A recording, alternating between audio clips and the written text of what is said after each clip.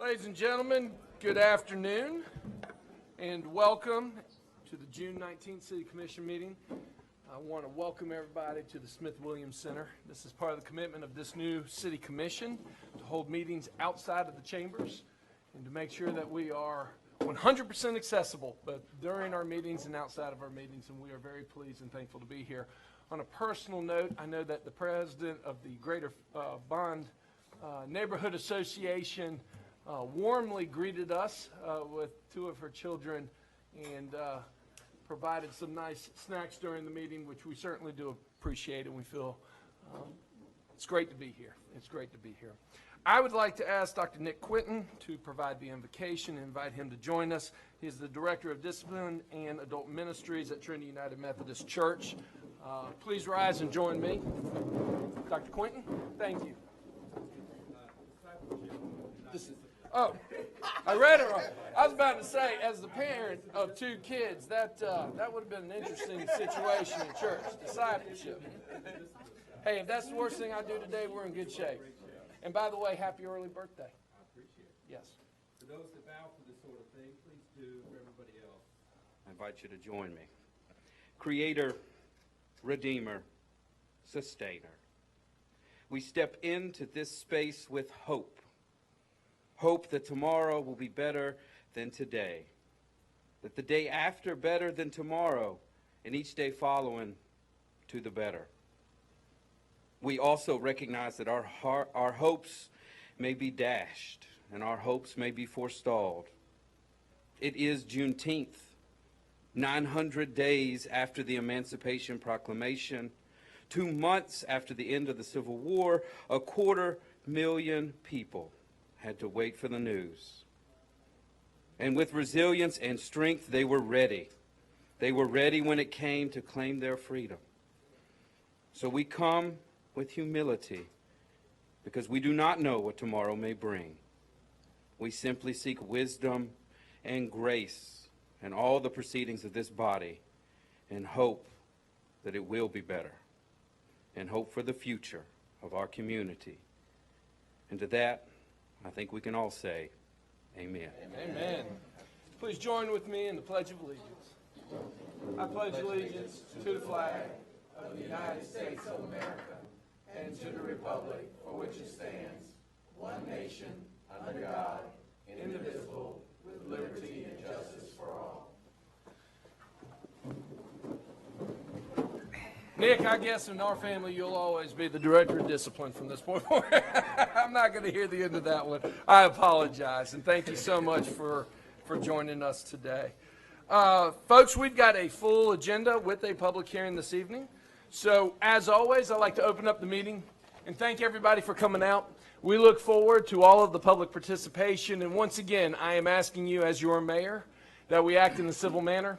We keep the personal comments out of the public discussion, and we do so in a way that we can all be proud of. The City of Tallahassee does have a civility code.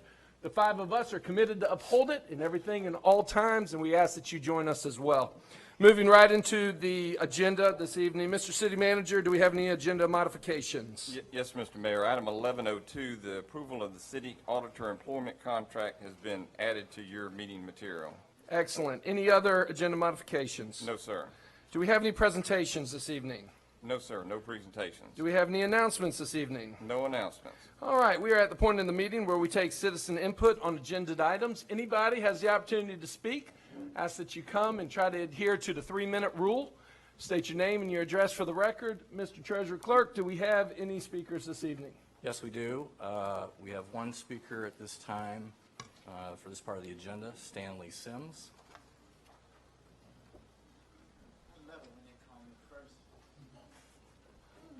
Good evening, Commissioners. Mr. Sims, good to see you. 3 minutes, please. It's good to be Name and seen and address not for the viewed. record. Amen. I'm here today speaking on 1103. Mr. Doolin has done such a tremendous job in doing our strategic plan. But I come today because I just want to offer a peace offering. It is my interpretation that I've kind of been picked out to be picked on. Yesterday, I had a medical emergency at City Hall, Mr. City Manager, and the security guard when I asked for their assistance, they would not help me. And so I'm so thankful that other city employees helped me get to my car. And I was just really disappointed with that because he said that he could not leave his post. And so 2 city employees rolled me out to my wife's car. And the reason why these things in my interpretations are happening, Mr. Gold, there seems to be this thing that if they show some human respect towards me, then they feel that that would disappoint you because they feel that I'm your marked enemy. And not only have I'm being suffered of a less conversation, but my son is. Now my wife is being pulled into this. And so I'm asking if that interpretation is wrong, that you would reach out. I've called your office. I've asked to speak with Ms. Barber. Her assistant told me that she was just too busy. And so I'm asking that if we can get a clear line of communication, that I'm not an enemy of the state. I love Tallahassee. I am so sorry if my presentations have not been scarred. We all sin and fall short of the glory of God. And so if I have done something that have caused them to feel like when I'm in a medical emergency that they would withhold their services and not help me. They literally stood by while 2 other city employees helped me to my car. I've spoken with the Chief Gaines and I've spoken with Ms. Dana. They are looking at the tapes. 30 seconds. Thank you so much.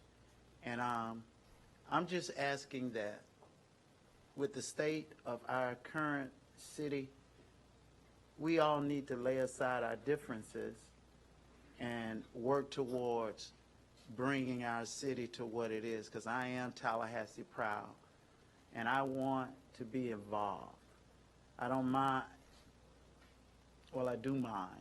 I just want to be involved, and I'm asking Mr. City Manager, I pray that you will hold our meeting tomorrow so that we can move forward. Thank you, Mayor. Thank you. And I love all of y'all Cosages. Where y'all get them from? The Greater Bond Neighborhood Association. Thank you. Mr. Clark, do we have any other speakers today? Not on, at this point, we will have 2 under the consent agenda. Okay. Moving on then, do we have any appearances by other governmental entities or boards? Mr. City Manager. No, sir. Okay, we are on the consent agenda. We have 2 speakers on the consent agenda. Okay, please call the first. Our first speaker is Dr. Hollifield, Dr. followed by William Hollifield. Zucker. Good to see you, sir. Please work with me. 3 minutes, sir. Your name and address for the record. Well, some things take a little longer than 3 minutes. Dr. Hollifield, please work with me. The name is Dr. Hollifield. It's Longleaf Court. I'm here to speak about Tallahassee Memorial Hospital. 9.01. And the fact they want to add 2 members to the board of directors, both white, in a setting in which there are no black women on a 20-member board of directors, despite 7 white women. And there's a context, because I grew up in Tallahassee. How many black people did TMH kill by refusing to let them into the hospital? This is Tallahassee, it's not Nazi Germany. And black people died as a consequence. There has been no apology from the city, or TMH, or from anybody else. Never. We have a 20-member board of directors, no black women, no one who lives in Frenchtown, no one who lives on the south side, no one who lives near the south side. There are people on the TMH board who probably don't even know where the south side is. TMH now wants to add a white woman from Greenville, Mississippi. Now, my daddy grew up in Mississippi. Now, Dr. Hollifield, I'm going to ask you, please, not to direct any personal comments. It is not personal. Towards any of the Just individuals. say that somebody is from Greenville, Mississippi. How is that personal? I'm My just daddy is from Mississippi. Trying to get ahead of the issue here. Well, you, I think you're being just a little bit presumptuous, but I'm used to that too. But anyway, my daddy grew up in Mississippi. He could only go to 8th grade because that's the only, in the school system, because that was only what was allowed for black people. This woman who wants to be on the board used to work for Haley Barber. Y'all heard of the Citizens Council? You need to know about the Citizens Councils. He fully embraced the city Citizens Council, regarded as many as one of the most sophisticated racist organizations in the South.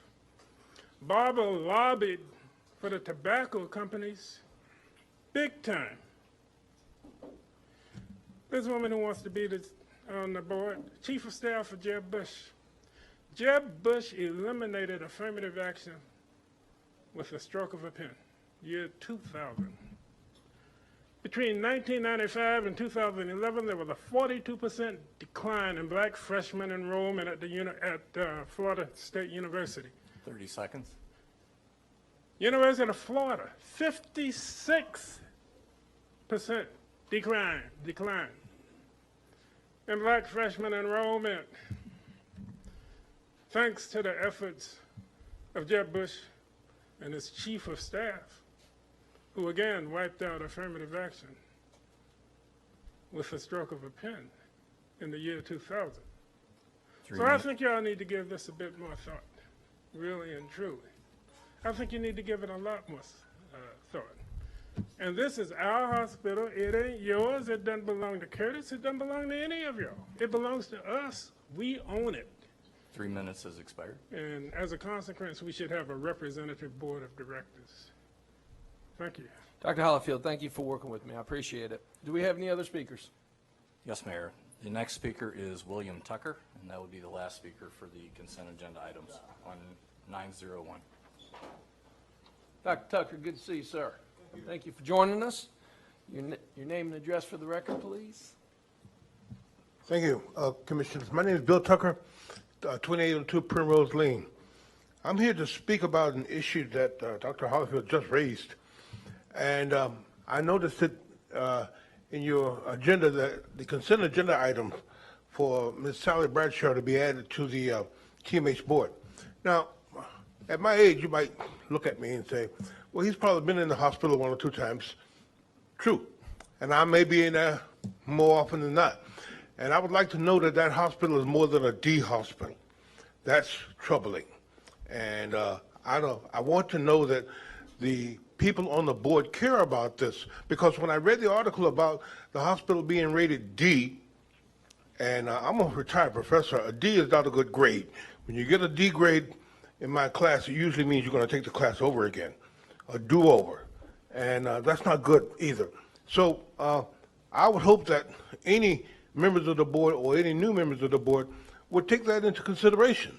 And you need to have a discussion with the newest member of the board to see that she's going to do that. So I ask you to pull that from the consent agenda and open it up so that we can all hear what's going on.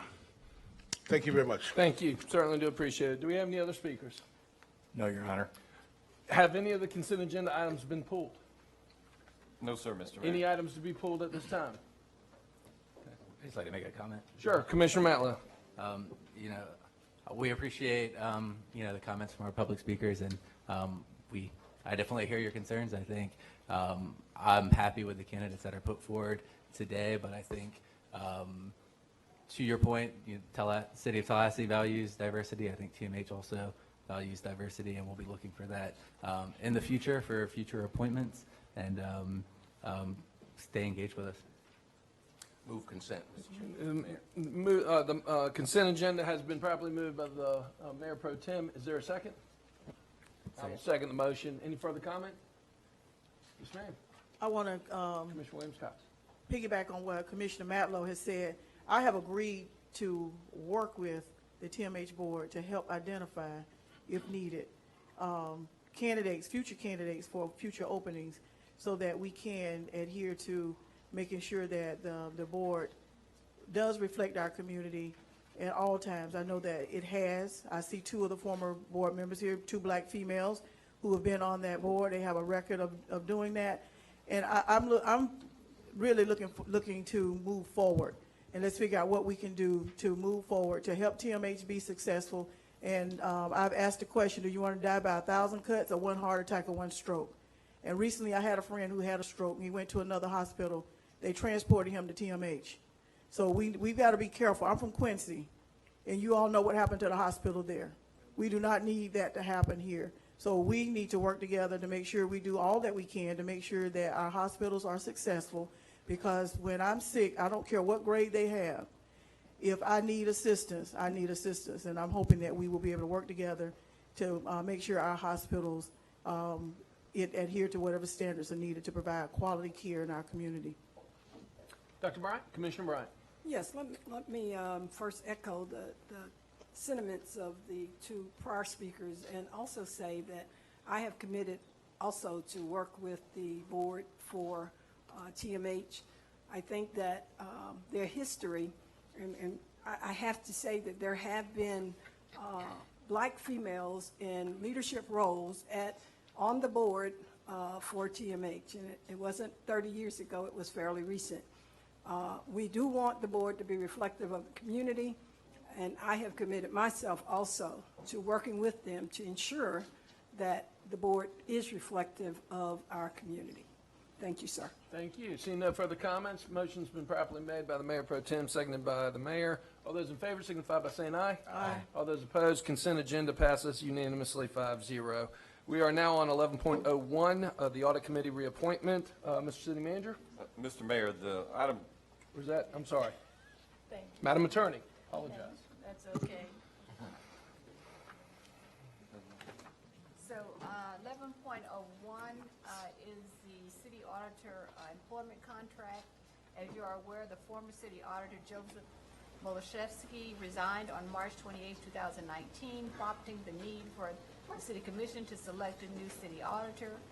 At the June 11, 2019 City Commission meeting, the City Commission voted unanimously to offer Mr. Dennis Sutton the appointed position of city auditor. The City Commission further directed me to negotiate a compensation package with Mr. Sutton, and I have done that. I have attached that to this agenda item, and it is presented to you for consideration and approval.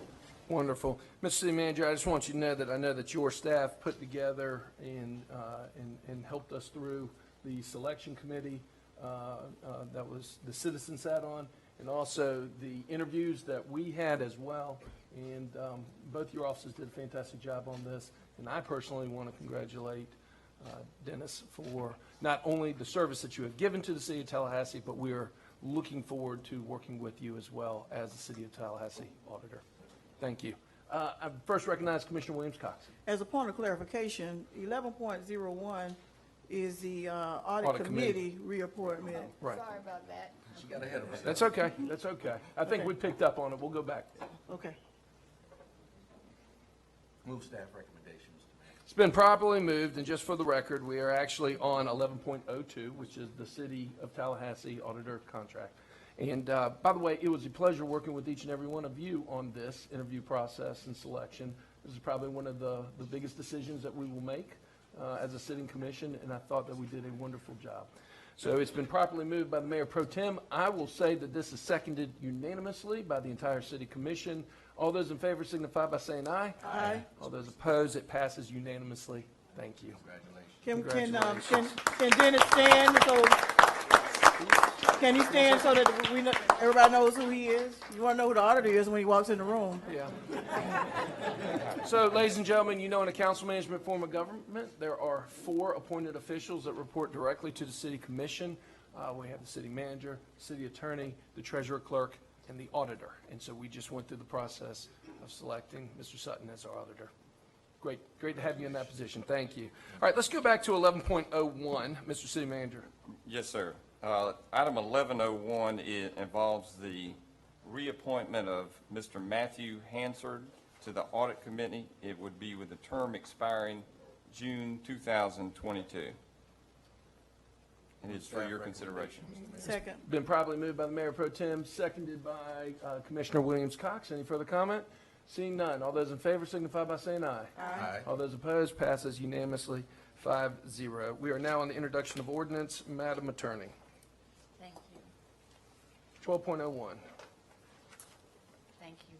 Item number 12.01 is the introduction of ordinance number 19-0-23, an ordinance of the City of Tallahassee, Florida, amending Section 6 of the Charter of the City of Tallahassee to annex within the corporate area of the City of Tallahassee, Florida, upon adoption of said ordinance, property being situated in Leon County, Florida, in accordance with the voluntary annexation provisions of Section 171.044 Florida statutes, providing for severability, conflicts, and an effective date.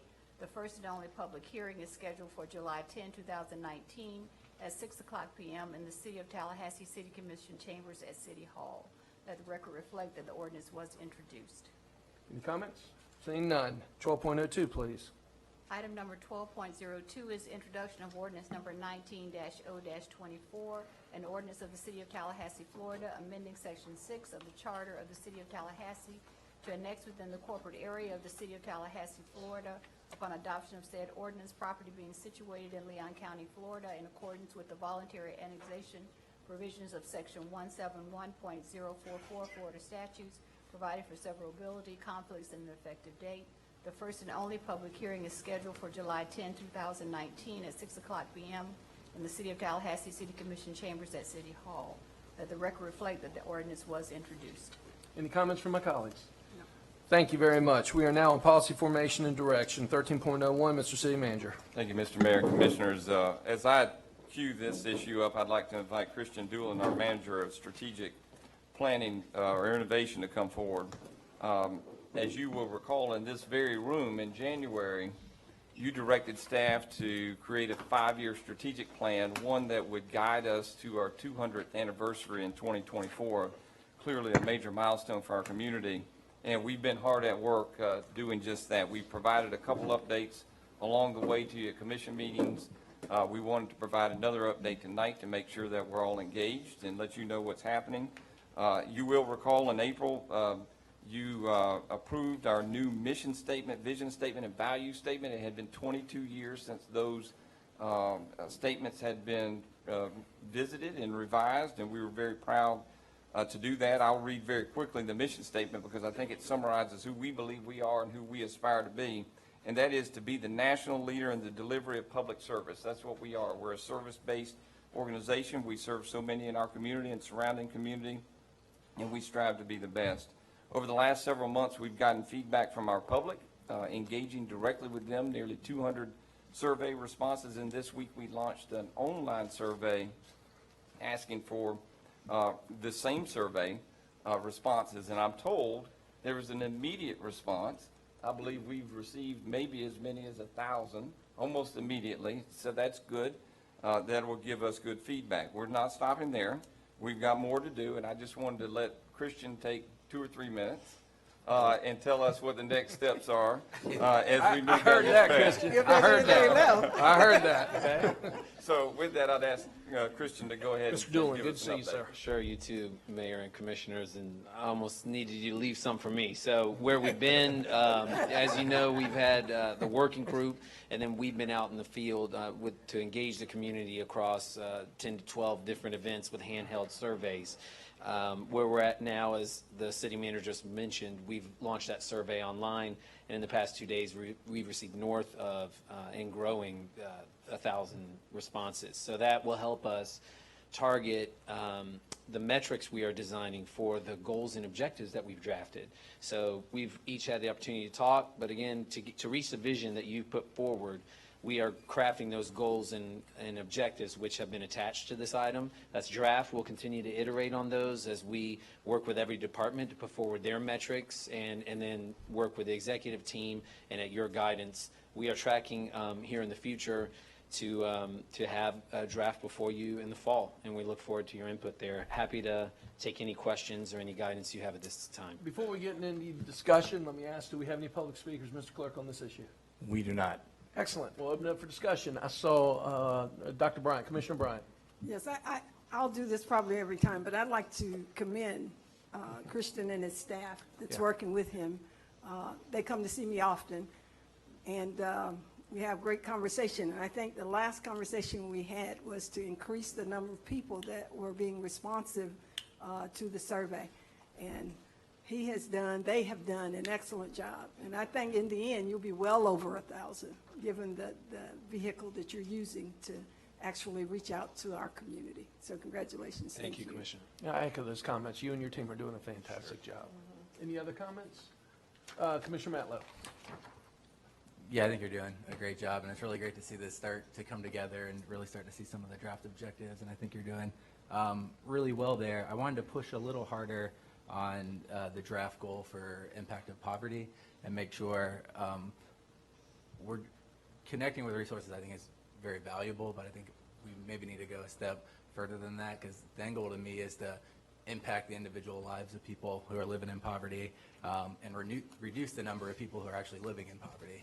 To me, that would be the master goal, and we can continue to connect people with resources, but I like us to kind of think a little bit bigger about some of the systemic issues that we face with, how we develop our community, where we develop our community, how we diversify incomes in our school zones, and just really kind of unpack it, the bigger picture, more so than just connecting with resources. 10-4. Point well taken. Good comments. Any further comments? Staff recommendation's been properly moved by the Mayor Pro Tem. Is there a second? Second. Seconded by Commissioner Williams-Cox. Seeing no further comment, all those in favor signify by saying aye. Aye. All those opposed, passes unanimously. Thank you, Christian. Appreciate it. We are on 13.02. Mr. City Manager. Thank you, Mr. Mayor. Christian, if you'll just hold for me if we need to answer some questions on this. This item involves parking spaces along Madison Street and the need to adopt a revised resolution to manage those parking spaces consistent with the way they're managed today. So I'll give you a little background. 3 years ago, we agreed with FSU boosters to lease those on-street parking spaces to them in the form of a pilot. That was when College Town was beginning. They came to us and they said it's a unique experience. The parking will be different than our downtown program. And they wanted to expand the hours for paid parking to include, after 6 p.m. and on the weekends as well. And so we entered into a pilot agreement. That pilot agreement comes to an end this summer. You guys have given us, the commission has given us some direction about trying to make our parking program as homogeneous as it can, the same, if you will, make the customer experience consistent. And so we've taken that in, and we are recommending that we bring back those parking spaces in the city's program, but we want to maintain the structure of the paid parking that exists today, because we do also agree that the use of the parking spaces is different than our downtown use. And in order to do that, we need to modify our rate resolution. That's, and we're recommending the approval of Resolution 19-R-20 to do so. That would involve paid parking past the hour of 6 p.m. up until 2 a.m. Also would involve paid parking on Saturday and Sunday. So that's our recommendation. Christian can help me. He's the expert on this matter. He can help me with questions on this as well. Great. Mr. Clerk, do we have any public comment on this item? We do not, Mr. Mayor. We'll open it up for commission comment. Move staff recommendation. Staff recommendation's been properly moved by the Mayor Pro Tem, seconded by Commissioner Matlow. Seeing no further comment, all those in favor signify by saying aye. Aye. All those opposed, passes unanimously, 5-0. We are on 13.03. Mr. City Manager. Thank you, Mr. Mayor. This item involves the approval of the vendors for the e-scooter pilot program. You'll recall there's been much discussion about this several meetings ago. You indicated a preference as we move forward with the pilot to pick a few companies, limit the number of scooters, and a number of other things. And so this brings that to closure. Staff has, we issued an RFI at your direction, a request for information. We got a lot of responses. We've got 11 responses. We've made a recommendation for 3 vendors to participate, and those would be Lime, Gotcha, and VO Ride. We also identified 2 alternates, Bird and Spin. There's some more details to this, and I'd like to invite Julie Christensen to come forward and just fill in any blanks that I've missed. And I know we've talked about this a lot. I know it's top of mind, but we want to make sure we get this right as we move forward. So, Julie, anything that I missed that you think we need to share with the commission? Well, I could tell you a little bit about the steps forward, if that's something that you're interested in. Please. So once we have commission direction tonight on who you would like to invite to be a part of the pilot program, we'll let them know that they've been invited, and we'll move forward into moving into an operating agreement. We hope that by July 3rd, we'll have everything worked out with the operating agreement, that we'll have all fees paid and the permit, the scooter fees paid as well. And then by July 15th, we hope to be able to launch the program with the chosen vendors. Julie, I know you have done a great job trying to take this incredible idea and bring it to fruition, and we certainly do appreciate it. Thanks for being the point person. I'll move staff recommendation. Before we get into discussion, let me see if we have any public comment. Mr. Clerk, do we have any comment on? We do not, Mr. Mayor. We do not have any public comment. Okay. Move staff recommendation. There is a motion for staff recommendation. Is there a second to the motion on the table? Second. It's been properly seconded by Commissioner Williams-Cox. Open it up for comment. Mr. Mayor Pro Tem.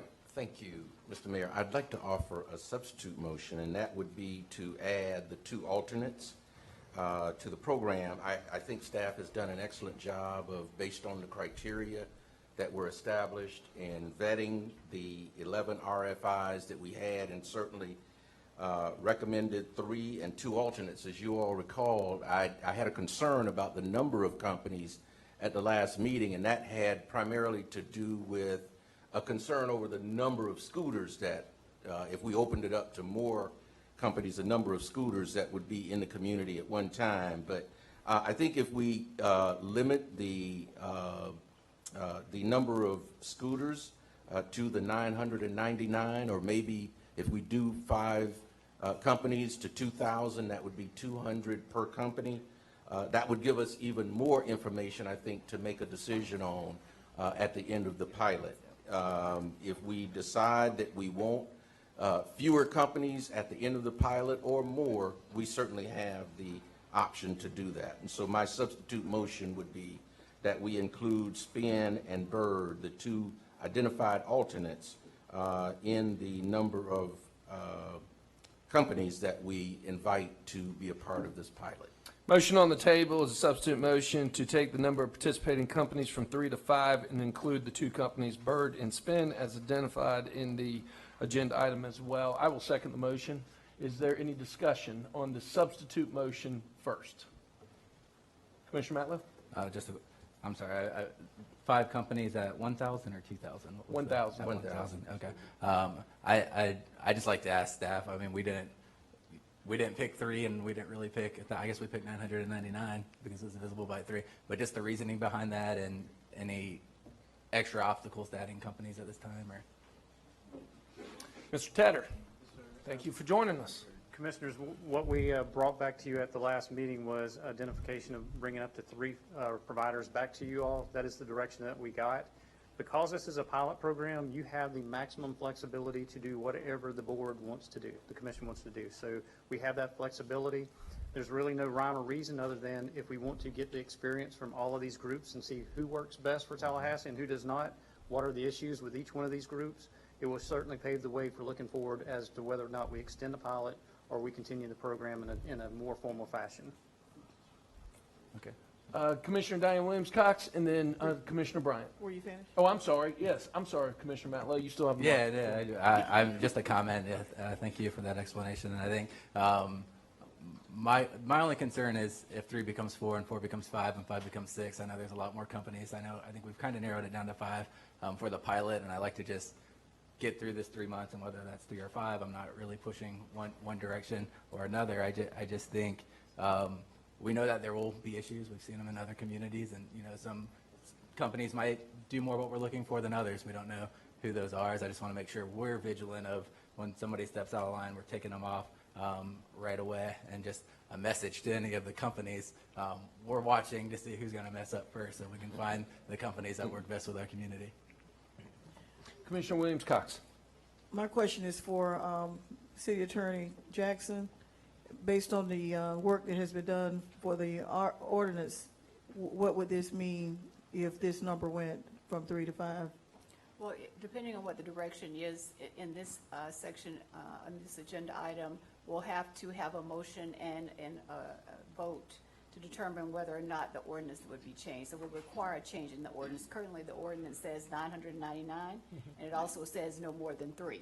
So we're going to have, if you approve this now at the point of the public hearing, after you take public comment, you would have to make a motion and take a vote to change the ordinance as well. And that can be done tonight, or would that delay? Yes, They'll that have to can be come done back? tonight. Okay. This has been publicly noticed. So if this does pass, and that is the will of the board, you will put us in the proper position this evening at the public hearing. Absolutely. Okay. Commissioner Bryant. Yes, final comment regarding the 3 to 5. I have no problem with that. I do want to ensure that whatever we wrote originally as criteria, things that were important to us regarding whatever company it is, that we absolutely continue to use that as criteria for our decision-making. Yes, ma'am, we will. So the substitute motion on the table right now is to move forward with the staff recommendation, expanding the number of companies participating from 3 to 5, and specifically adding Bird and Spin in the pilot program. I'm going to support the motion as well. Final comment, as I say at all meetings, we're going in with eyes wide open. We're asking all of our partners to work with us, and let's try to make this a safe and successful pilot that we possibly can. Without further comment, all those in favor of the substitute motion signify by saying aye. Aye. All those opposed, passes unanimously 5-0. May the best scooter win. We are now on 13.04. Mr. City Manager. Thank you, sir. Item 13.04 seeks your approval to recognize the results of the recent request for qualifications process and proceed with negotiations with the Tallahassee Lenders Consortium to establish a community land trust. In 2018, the City Commission directed staff to conduct an RFQ to determine if there was a local non-profit organization with the interest and capacity to serve as the community land trust. That process has been completed, and staff recommends that we enter into an agreement, as I indicated, with the Tallahassee Lenders Consortium as the community land trust. Michael Parker, I'll invite Michael to come forward. He's our expert. I would like to provide just a few-minute overview of this. This is an important tool, we believe, moving forward in affordable housing, and I'd like just to get a few comments from Michael on this matter. Thank you, members of the City Commission. Just by way of background, back in 2017, the Affordable Housing Work Group gave a series of recommendations to both the city and the county commissions on how to advance affordable housing efforts within our community. And one of those recommendations was to explore the possibility of establishing a community land trust to service our community. A community land trust is a specific type of affordable housing tool which essentially takes land and then leases it out for affordable housing development. Could be for single family or for multifamily housing, but it retains ownership of the property itself. And then there are rules and restrictions on not only who can occupy that housing, they have to meet the affordability criteria that's been established, but also the land is perpetuity is owned by the trust. So if there's a subsequent sale of the property by the owner, the improvements by the owner, they agree to certain stipulations which restrict the amount of equity that they can take out of the transaction, and also restricts the ultimate either new tenants or owners to the criteria of affordability that's established by the land trust. This does two things. One is it actually not only expands but saves the reserves your inventory of property, affordable housing, but also it's been proven to be a very effective tool in dealing with issues of gentrification. It's often used in neighborhoods which are currently going or about to undergo redevelopment.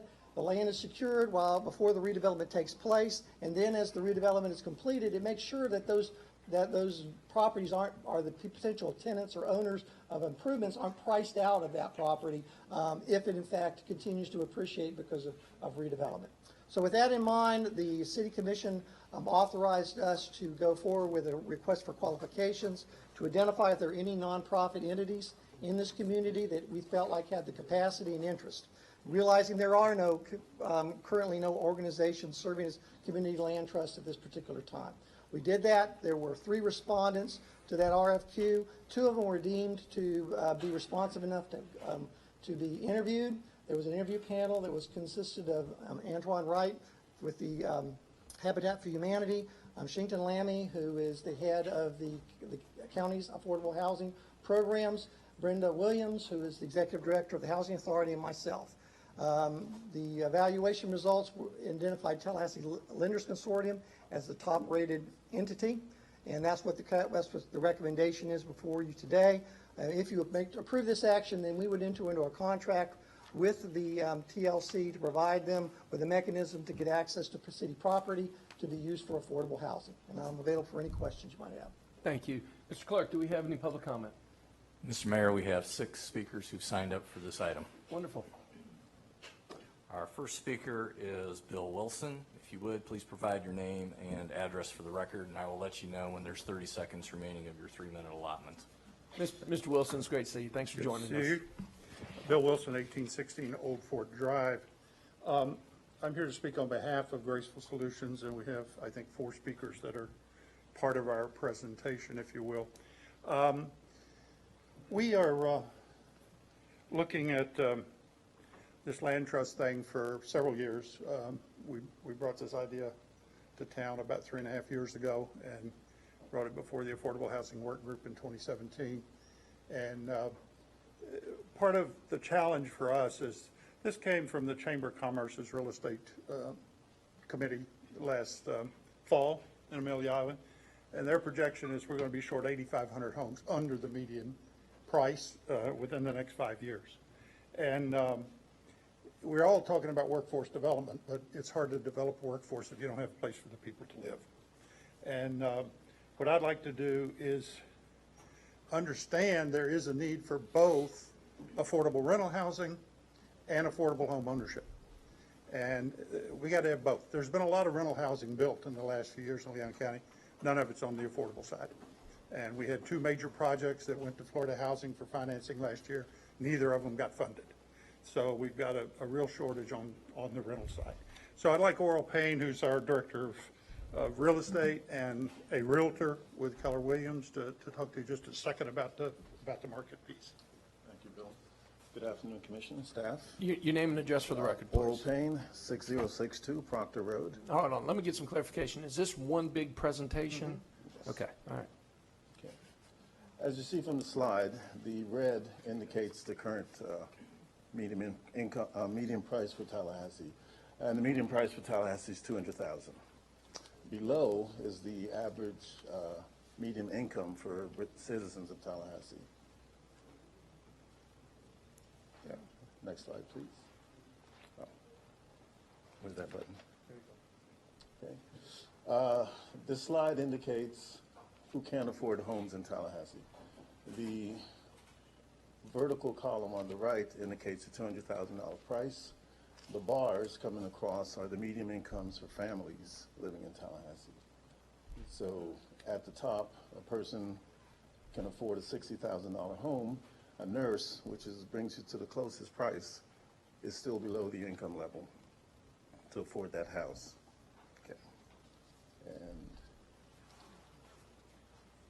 here's a map of land located in Tallahassee, just above Brevard Street and west of Orange Avenue.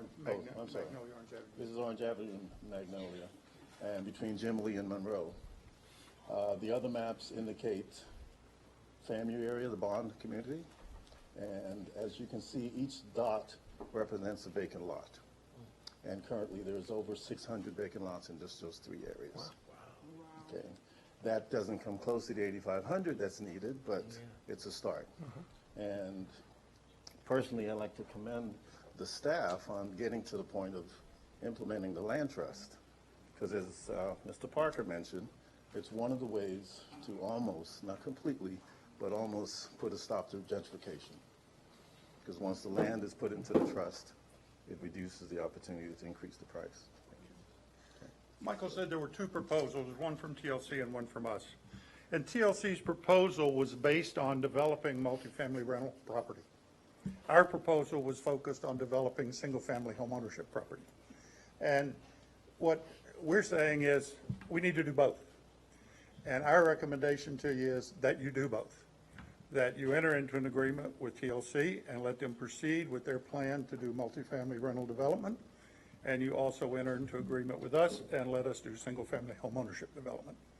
There's room for both. The problem's big enough, we ought to have everybody we can get working on this problem in Leon and Tallahassee. The roles of the trustee is very different in those two trusts. In multifamily trust, you're finding land, you're acquiring it, you partner with the developer or you become the developer, you develop the land lease, and you collect rents. You really don't have interaction with the tenants because the property manager is managing that property and has the tenant interaction. On the single family side, you've got a whole different can of worms. You've got to work with the owner, you, to decide what you want the trust outcomes to be, because it can be very different. Is it gentrification? Is it neighborhood revitalization? Is it focused? Is it broader? What is it? You've got to do strong public and buyer education because nobody knows what this is about. We haven't done it here before. You've got to have an aggressive sales plan, and we suggest it's working with some model homes.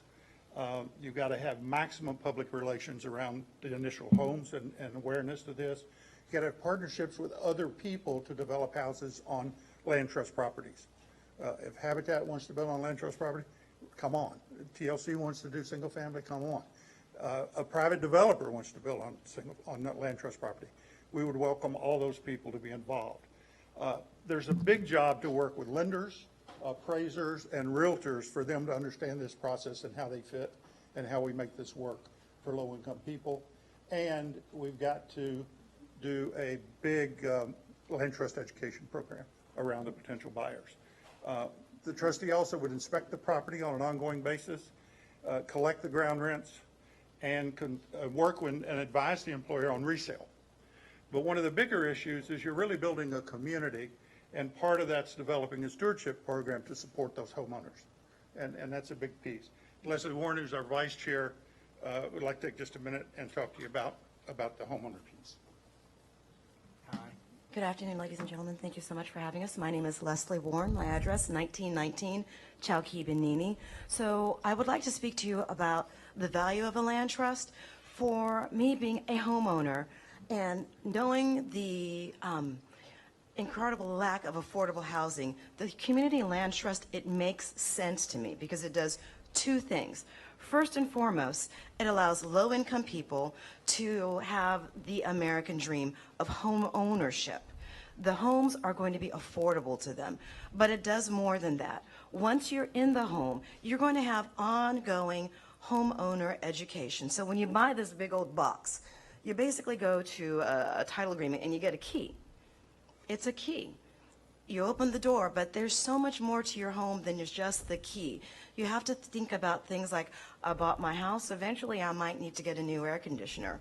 What about the roof? What about yard maintenance? What about the appliances that are in there? What about my neighbors? How do I afford all of this when I'm a person who has a low income? So when you are part of the Community Land Trust community, you're learning how to manage your home, you're learning how to manage your money, and you're learning how to take the next step. Because what ultimately happens in the Community Land Trust is you sell your home, and when you sell your home, you're paying it forward. You're not selling it above market rate. You're selling it to another person who is another low income or income eligible person. So the Community Land Trust, it's not a hand out, it's a hand up. You're helping the people who are coming behind you also participate in the American dream of home ownership. You're going to own a home. You're going to learn how to take care of the home. You're going to learn how to be a better steward of your income so that you can then turn around and help the next person who's income eligible afford a home, and you're moving forward. The home buyer education is critical and essential, and it's what helps you take the next step.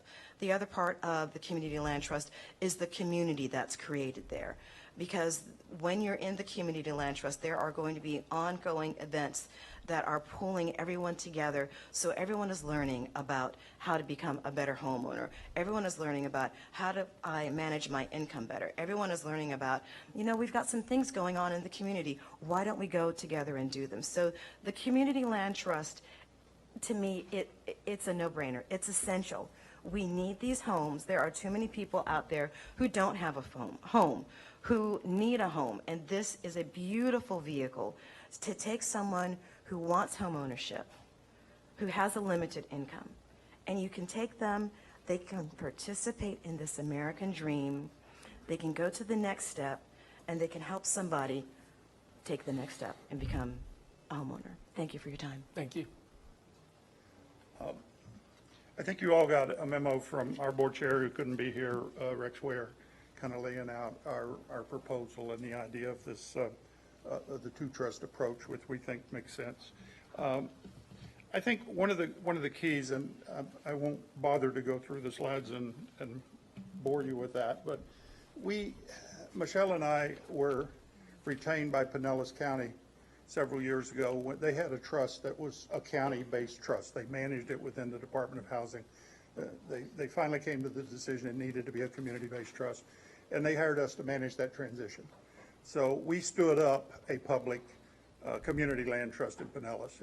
It's a large operation, had over 500 multifamily project units, 38 houses, 50-some lots, and the county committed $975,000 over 5 years to support that operation on an ongoing basis.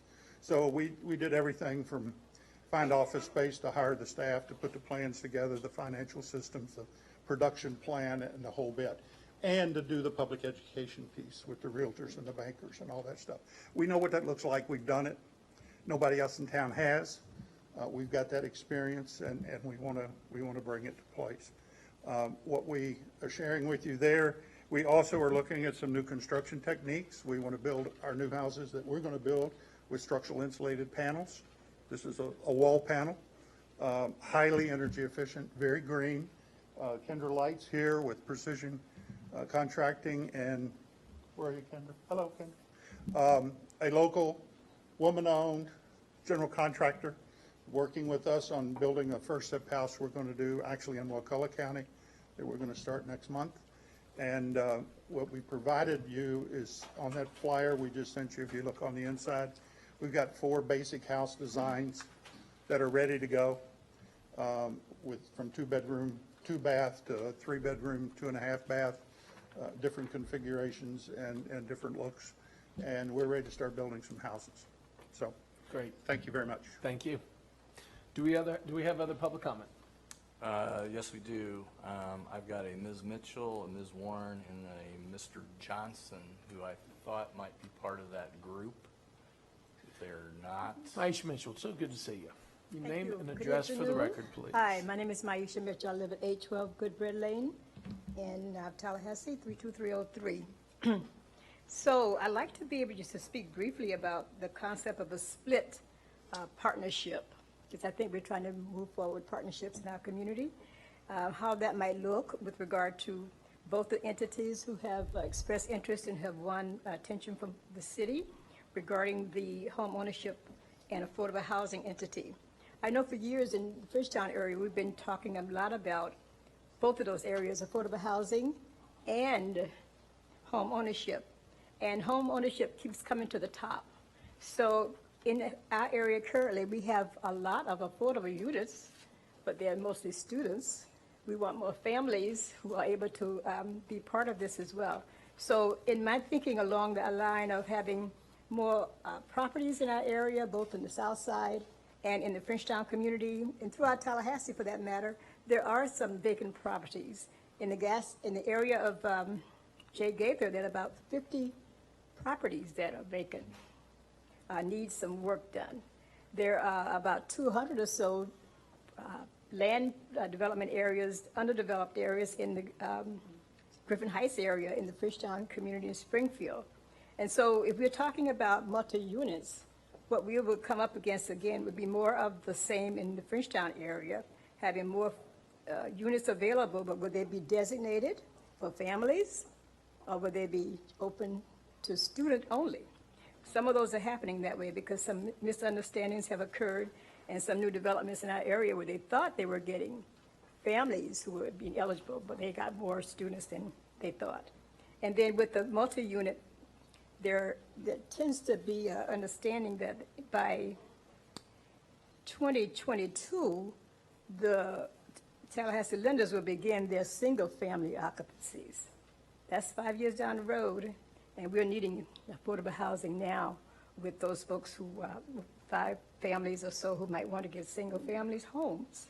The other issue would be if the Tallahassee Lenders Consortium develops the 10 to 20 units they propose, and the 100 units that they're proposing, there would be a tax credit assigned to that. That means they will be competing with the Tallahassee Housing Authority. So that also, to me, seems to be an issue of concern that I would have regarding accessibility to folks who may need affordable housing if we're trying to lift people up to move beyond just living in mixed families, but also having home ownership. 30 seconds. And then and gradually, I think if we're moving forward towards developing prosperity for all in our communities, the one thing that keeps coming to the top is affordable housing and home ownership. So I think a split recommendation would really work in this regard. Thank you. Thank you. Mr. Clerk, our next speaker. Next speaker is Eric Johnson. Mr. Johnson? Is Mr. Johnson here? Our next speaker? Leslie Warren. Now, Leslie. I've already spoken. Oh, I've already sorry. spoken, thank you. Yeah. Thank you. Our final speaker that I have, my next to last speaker that I have is Antoine Wright. I'm sorry? Antoine Wright. Mr. Wright, it's good to see you. Good to see you as well. Good afternoon or good evening, Commission. My name is Antoine Wright. Address is 2921 Roberts Avenue. For the record, I'm the Executive Director for Big Bend Habitat. My comment tonight is we definitely have an affordable housing crisis, and I appreciate you guys and focusing on all of your efforts, and Michael Parker on your efforts as well. I served on the evaluation committee, and one point of clarification is the committee was set to qualify which candidates were qualified as opposed to select and define what the community land trust is. So my comment or my concern would be to make sure that we have some input on defining what our land trust is. You know, I don't care who the manager or operator is, you know, whether it's a split trust or if it is TLC or Graceful Solutions. I think that we need to have very specific input on where the land trust operates, where those target properties are, as well as what the definition of those are, whether they're multifamily or single family. So home ownership is important, as are rental, and I think we need to do some exploration into what that is. So that is my only comment. Hey, thanks for the clarification. Thank you, guys. Appreciate it. Our next speaker, Mr. Clerk. Next speaker is Lenoris Barber. Mr. Barber, good to see you, sir. Thank you, Mayor. Kayla Norris Barber, 650 West Brevard Street. I urge you to require the land trust to work with neighborhoods to establish some developmental standards to ensure that our neighborhoods aren't overly populated with substandard housing. Good comment. Thank you. Certainly appreciate it. Do we have any other, we have one more speaker, Mr. Yes. Clerk? Libby Lane is our final speaker at this point. I'm sorry? Libby Lane. Ms. Lane? It's great to see you. Thanks for joining us. Your name and address, please. Yes, my name is Libby Lane. I'm the Executive Director of the Tallahassee Lenders Consortium. I live at 2135 Pink Flamingo Lane here in Tallahassee. I didn't realize I was going to speak tonight, so I'm not fully prepared, but I just have listened to some of the things that have been provided to you, and everything is not completely accurate. So I would just like to point out a few of the things and then suggest that perhaps the minutes from the appeals process be allowed to be part of this proceeding as well. To start off with, TLC's been in existence for 25 years. We have been providing affordable single-family homes for the last 3 to 4 years, and we've been very successful in that. The purpose in our application for the Community Land Trust was actually threefold. We wanted to do multifamily, a large multifamily project that would be funded in part by the 4% tax credits rather than the 9%, so we would not be in competition with the projects that are already have been put forth as priority to this commission. One of the things that we want to do that is different with our project is we want to have a mentorship opportunity for everyone that lives in the homes that we would rent. We want to provide the avenue for them to become homeowners. So we would take the processes and the education that we provide now and provide that to the folks that live in those homes at the apartment complexes or the townhomes themselves. And just to reassure the community, we've already had conversations, not about the land trust, but about some of the opportunities that we want to provide folks in terms of good, affordable rental. We've already had opportunities to talk with some of the folks in the community because we do need and want their input. And we would not be looking at the student market at all. We'll be looking at families, either we've considered an elder component. We've considered a number of things, but they will not be student-oriented. It will be family-oriented. And then we also, at the same time in our application, if you could go back and look at that, we would be working toward creating inventory for single-family homes as well. So ours was a dual or a multiple component in our application. 30 seconds.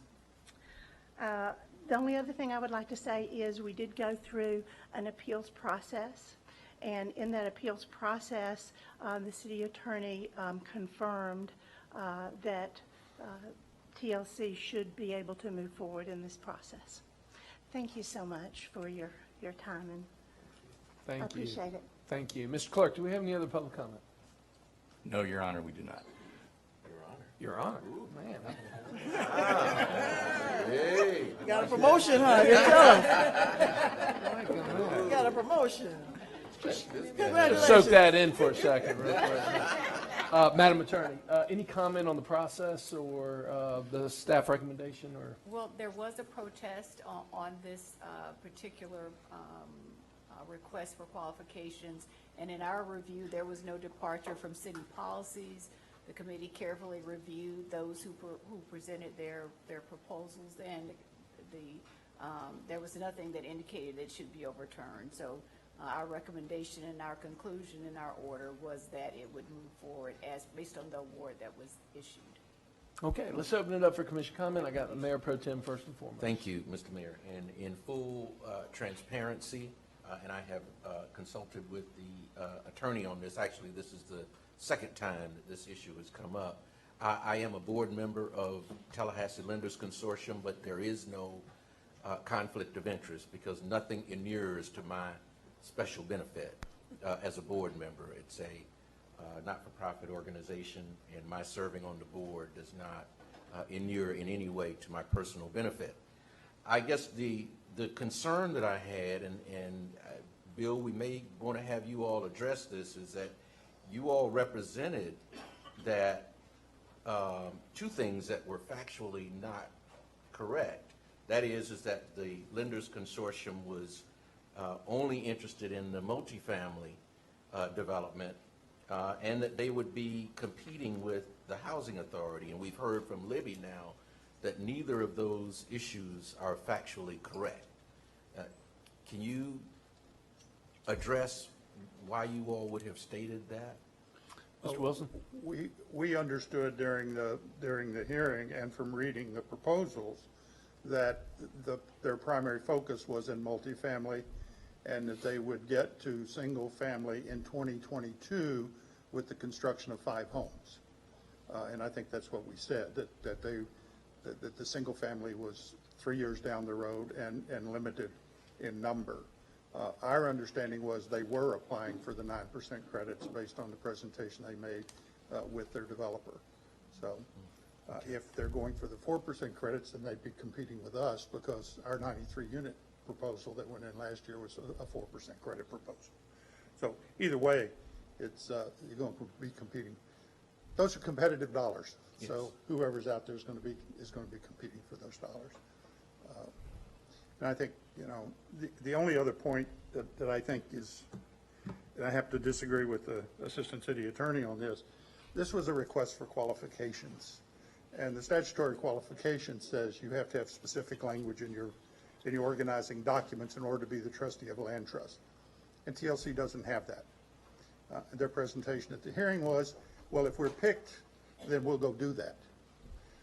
If you were applying for a job, which I think this is what this is, and their qualifications for the job, you need to meet the qualifications when you apply.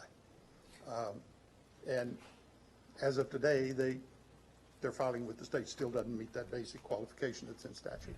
Thank you, Bill. Mayor Pro Tem? Yeah, Mr. Mayor, I think that it was an open and transparent process. Anyone who wanted to could submit a proposal that was done. It went through an open and transparent process. There was a bid protest. The attorney, under the circumstances, determined that the protest had no merit, and the staff recommendation was that TLC be designated as the community land trust, whatever we're calling it. And so I would move then that, and I'm not quite sure of what brought us to where we are tonight. If that process played itself out in a very open and transparent manner, why we would consider now splitting this. It just kind of goes, it flies in the face of the process. And I'm not asking you to respond. Bill, this is not a hearing. Your RFQ was waited for multiple awards. Mr. Wilson, we're under commission discussion right now. Yes, sir. And so I'm going to recommend that we go with the staff recommendation, Mr. Mayor, and move forward with the process. There's a motion on the table for staff recommendation made by the Mayor Pro Tem. Is there a second to the motion on the table? I'll second the motion so we can have further discussion. It's been properly seconded by Commissioner Williams-Cox. More comment? Commissioner Bryant? Yes, question to the city attorney. Is there compliance with the statute that was referenced regarding the intent that was described by Graceful Solutions? Is that correct or incorrect? Well, the statute may require that they actually have as their purpose to be a community land trust, but the issue is our request for qualifications did not require that. What it required was the ability to show capacity, and that was shown based on the committee's review, and certainly it was not the position of the city attorney's office to second guess the views of the committee as formed.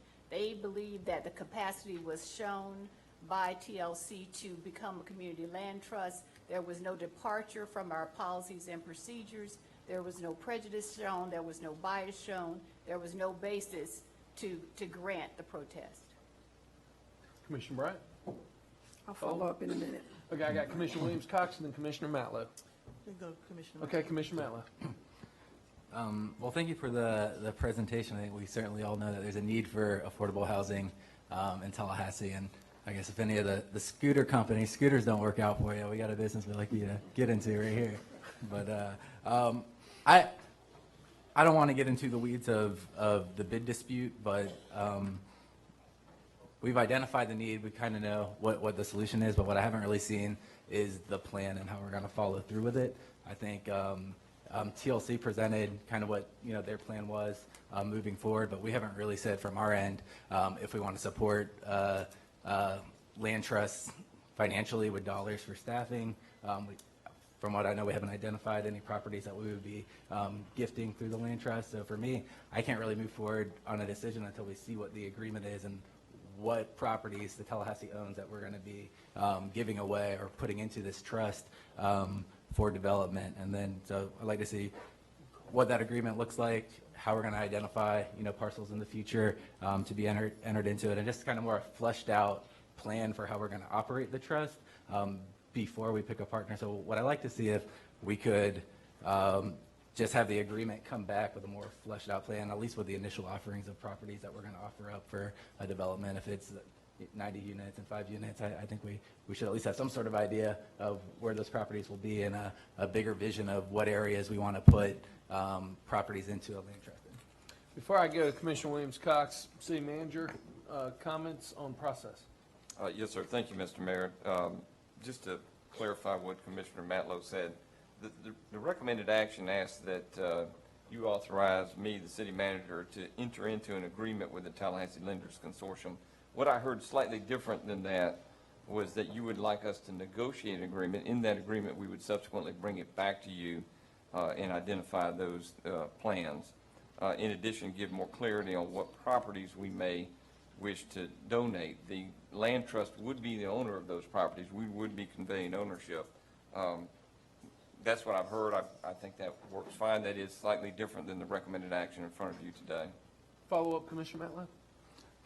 Yeah, no, I think that sums up my position and would have more clarity. I'm sorry? That follows up. He said it distinctly, Okay. and Okay. I'd offer a substitute motion to alter the language to that, if we would. There is a substitute motion now, or will you just accept that as a friendly amendment? I accept it as a friendly amendment. Perfect. We're in the proper position. Commissioner Williams-Cox. I too want to make sure that we understand that the vision for what is going to happen comes from here. It comes from here. And so I'm satisfied with the staff recommendation, but again, the vision comes from here. The staff recommendation was based on a fair and transparent process and having deep roots in state purchasing. And what happens there, you really don't want to unravel that, because that begins to send the wrong message. And every time we come together, we'll be unraveling what is already allowed for in statute. So I'm happy to support the friendly amendment and move forward. Excellent. Seeing no further comment, Mr. City Manager, will you just, for the record and for clarity, repeat the amended motion so we are all on the same page? Yes, sir. So the motion is that you authorize the city manager or my designee to negotiate an agreement with the Tallahassee Lenders Consortium to serve in the capacity as community land trust. That negotiated agreement would be subject to your future approval. Included in that would be a detail of how we move forward with the land trust, including those properties that the city recommends conveying to the land trust for use for affordable housing.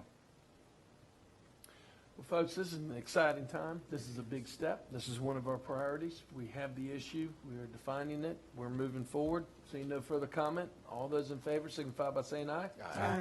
All those opposed? Passes unanimously, 5-0. Do we have any other business before policy formation and direction, Mr. City Manager? No, sir. That concludes that business. All right, colleagues, it is roughly 5:15, 5:20. If you don't mind, I would like to break at 5:25, 5:30. We do have time to take a little bit of public comment. I'd hate for somebody to stick around until 6 o'clock at the end of the public hearing if we can get a couple people in right now. Mr. Clerk, do you have a couple of speakers that we can go ahead and hear from now?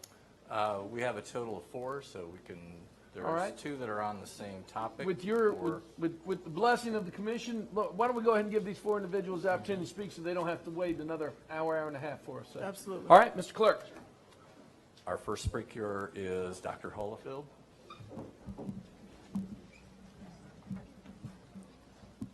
Dr. Hollifield, now, you've already had a chance to speak. We appreciate it. We're going to ask you to be generous, and let's stick to the time limit so we can get as many public speakers in. Please, sir. Why do you always ask me to stick to the time limits? That's a form of discrimination in and of itself. I apologize. But anyway, I try to stick with it. I don't want to be discriminated against, especially on Juneteenth Day. I know. Somebody acknowledged Juneteenth. It was in the invitation. I think it was the minister. I appreciate that, since nobody else did. It's good to see you again. Slaves finally got the message.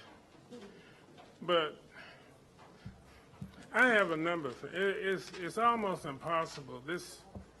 We need to create some kind of other format where people can speak more than 3 lousy minutes. Because you can never get into any kind of detail. And y'all need help. You really do. You know, you should thank me for my comments. Y'all need help. And this is not effective when you limit the people 3 minutes to 3 minutes when you're trying to deal with complicated issues.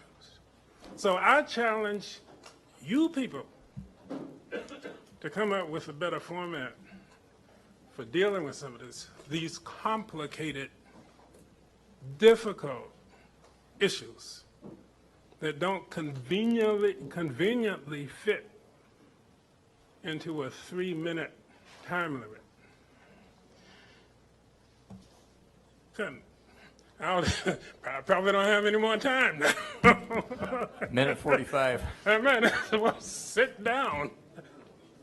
But just let me say a couple of things while I'm Curtis is smiling, so yeah, you need to sit down. That's all right, Curtis. In any event, a couple of things that have bothered me. One of which is propaganda. Because oftentimes we operate on propaganda in the city of Tallahassee, like those cameras. Y'all went out and brought all them cameras. I don't know how many you got, but you had no statistically significant evidence that they do any good. Nobody showed me any P intervals. Nobody showed me a 95% confidence interval that demonstrated conclusively that those cameras make any difference. So I think we need to get off this propaganda gravy train and start dealing with evidence, statistically significant evidence.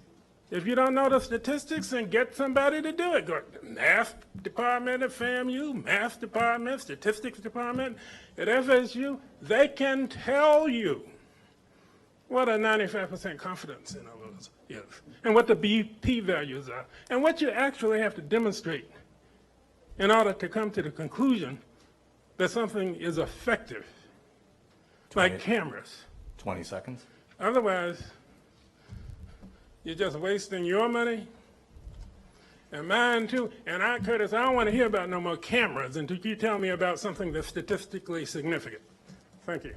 Dr. Hollifield, thank you, and we do appreciate your comments. And I do know that the 3-minute limit can be frustrating. We try to do that from a time management standpoint so that everybody has the opportunity to speak. Let me do remind you, though, and I think I speak for the entire commission, that we all have an open door policy. We will make ourselves available both inside City Hall and outside City Hall. We are regular meeting with everybody and anybody, and would be more than happy to sit down with you, sir, and give you more than 3 minutes, obviously. But sure, just give me a call, and I'd love to schedule the meeting. That'd be great. Thank you. Our next speaker. We have one more speaker who I believe is interested in speaking at this time. Okay. His name is Max Epstein. Okay, excellent. Well, before we break, I do want to take a second, colleagues, to recognize Mr. Don Hancock. And we gave time for Dennis earlier for his service and for coming in as the new auditor. Mr. Hancock, you've done a tremendous job holding down the fort as the interim auditor, and we certainly do appreciate it. And thank you for postponing retirement to help us out. And thank you. And it's been a pleasure and honor to work with you as well. Stand up, Don, so they see who you are.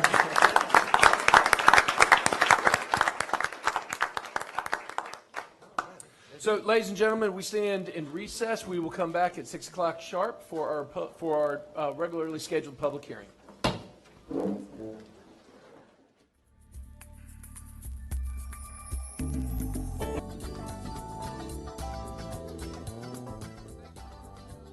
The 6 o'clock public hearing.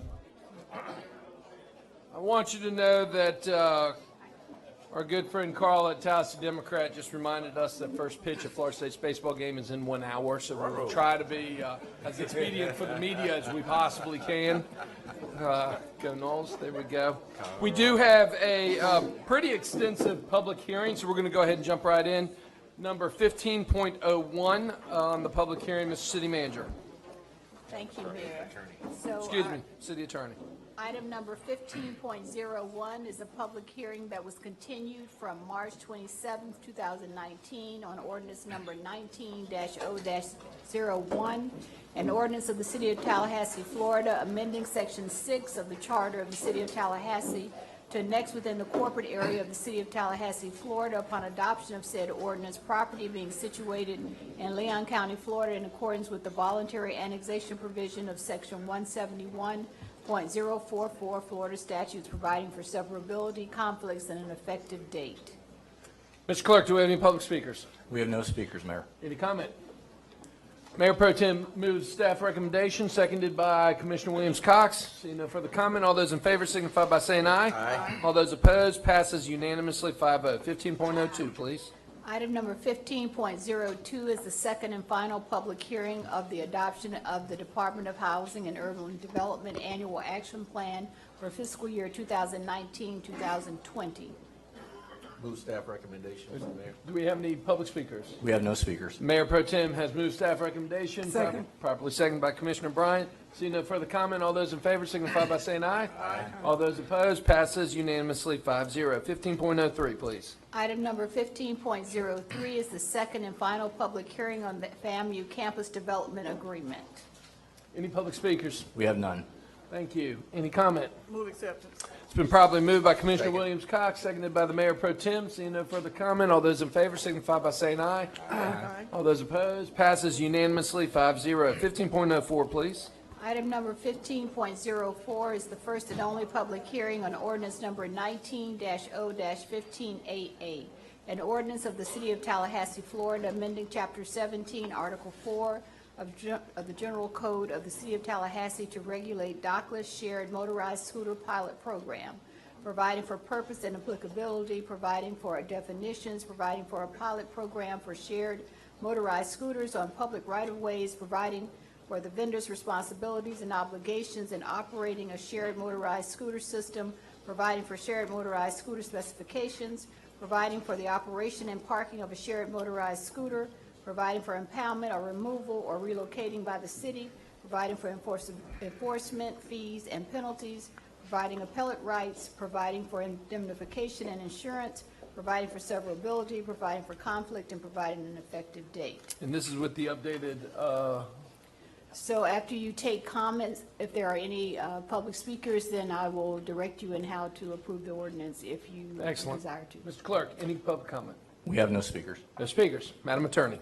So if you would, if there is a desire on the will of this commission, if a motion could be made to approve the draft with the following modifications. One, that there would be a total of 1,000 scooters, and secondly, that there would be 5 vendors. So moved, Mr. Mayor. Been properly moved by the Mayor Pro Tem, seconded by myself. Any further comment? Seeing none, all those in favor signify by saying aye. Aye. All those opposed, passes unanimously 5-0. 15.05, please.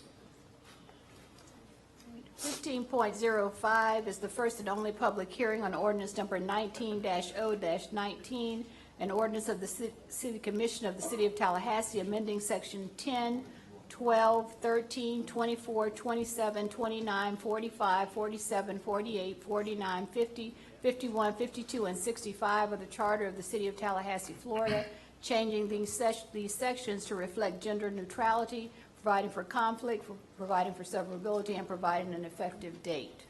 Mr. Clerk, do we have any speakers? We have one speaker, Alexandria Washington. And Alexandria, when you come up, please provide your name and address for the record, and I will let you know when you have 30 seconds remaining of your 3-minute allotment. All right. Thank good you for joining us. Thank you so much for having me. I'm Alexandria Washington, 830 East Park Avenue, zip code 32301. I just want to first thank you all for taking what I said to consideration, and I'm extremely happy to read the draft ordinance, but I do challenge you all to take it one step further. If we're really going to be a city that is inclusive of everyone, I would love to see the pronouns be they and them instead of using the pronouns she and he. This lets the city know, and this lets everyone, all the residents know that we're truly a city that is inclusive. If anyone that wants to come here, anyone that wants to work here, stay here, and play here. And that's all. Thank you. Great, thank you. And thank you for bringing this very important issue to our attention. Any other speakers, Mr. Clerk? We have no other speakers. Okay. Commissioners. Commissioner Williams-Cox. For point of discussion, I'd like to move the acceptance of the staff recommendation. Second. Great, been properly moved and seconded by the Mayor Pro Tem. Commissioner Okay, Williams-Cox. for discussion, I would like to thank Alexandra for bringing this to our attention, and I want to look at Madam Attorney and determine what would it require for us to move forward with making sure that the pronouns are reflective in the manner that she described. Well, it certainly can be done. I would hesitate to say at this point, if I could easily fit one or the other in without looking at the entire document in context. Okay. So we could bring it back again if you would desire, or however you would like to approach this. Might I suggest that we go ahead and take action on what's in front of us tonight, and then direct staff to take another look and bring back any other proposed changes under that direction if needed. But go ahead and take the step tonight. And that is why you're the mayor. Thank you. Excellent. So why don't we look on this, on the motion? It would be for staff's recommendation, but also to direct staff, based on the public comment tonight, to go back and look at the pronouns and make sure that we are all in order, and to bring back any changes at a future meeting. Absolutely. Excellent. Properly moved by Commissioner Diane Williams-Cox, seconded by the Mayor Pro Tem. Any further comment? Seeing none, all those in favor signify by saying aye. Aye. All those opposed, passes unanimously 5-0. 15.06, please. Item number 15.06, first and only public hearing on ordinance number 19-0-20, an ordinance of the City of Tallahassee, Florida, creating Article 6 of Chapter 9 in the Code of General Ordinances relating to graffiti abatement, providing for conflicts, providing for severability, and providing an effective date. Any public speakers? We have no public speakers. Excellent. Commissioners? Move staff recommendation. Been properly moved by the Mayor Pro Tem, seconded by Commissioner Bryant. Seeing no further comment? Oh, excuse me, Commissioner Williams-Cox. I do have a comment. Mr. City Manager, I know we have been approached by Oasis Center for Girls with their camp, Girls Can Do Anything. They'd like to provide us with some artwork on some city-owned property, which is the wall where the old John's building used to be on the corner of Gaines and Bruno, next to the firefighters' beautiful building. And I would like to support them in that, and join them with a paintbrush to help beautify that wall there. Because currently, I think graffiti is there off and on, and so I would like to support them being able to come and do that. Oasis Center for Girls, with their summer camp, Girls Can Do Anything, because we can. That's excellent. Yes, ma'am, we will certainly help in that regard. I'll ask Allison Ferris, our Communications Director, to help coordinate that effort. Thank you. Thank you. Great idea. Seeing no further comment, all those in favor signify by saying aye. Aye. All those opposed, passes unanimously 5-0. 15.07, please. Item number 15.07 is the first and only public hearing on the Fourth Amendment to the Integrated Development Order for the Southwood Development of Regional Impact. Any public comment, Mr. Clerk? We have none. Great. Staff recommendation. It's been properly moved by the Mayor Pro Tem. Is there a second? Second. Seconded by Commissioner Bryant. Any further comment? Seeing none, all those in favor signify by saying aye. Aye. All those opposed, passes unanimously 5-0. Number 15.08. Item number 15.08 is the first and only public hearing on ordinance number 19-Z-14, an ordinance of the City of Tallahassee, Florida, amending the Southwood Plan Unit Development on the official zoning map of the City of Tallahassee, adopted and established by the City Commission, providing for conflicts, providing for severability, and providing an effective date. Mr. Clerk, do we have any speakers? We have no speakers. Excellent. Move staff recommendation, Mr. Mayor. Staff recommendation's been properly moved by the Mayor Pro Tem, seconded by Commissioner Matlow. Seeing no further comment, all those in favor signify by saying aye. Aye. All those opposed? Passes unanimously 5-0. Do we have anything else on the public hearing agenda? No, we do not. Excellent. We are on unagended speakers for the evening. Mr. Clerk, how many speakers do we have? We have 5 speakers. Our first speaker will be Matthew Latch. If you would, all speakers, please provide your name and address for the record, and I will let you know when there are 30 seconds remaining of your 3-minute time allotment. Mr. Matthew Latch, it is great to see you, sir. It's good to see you guys, How are too. you doing? My name is Matthew Latch, P.O. Box 2302. Mayor Pro Tem, Commissioners, thank you for allowing me this time to speak today. I'm coming here to speak to you about an issue that, frankly, has nothing to do with all of you. It's an issue that began under a former commission with a different set of staff back in 2015.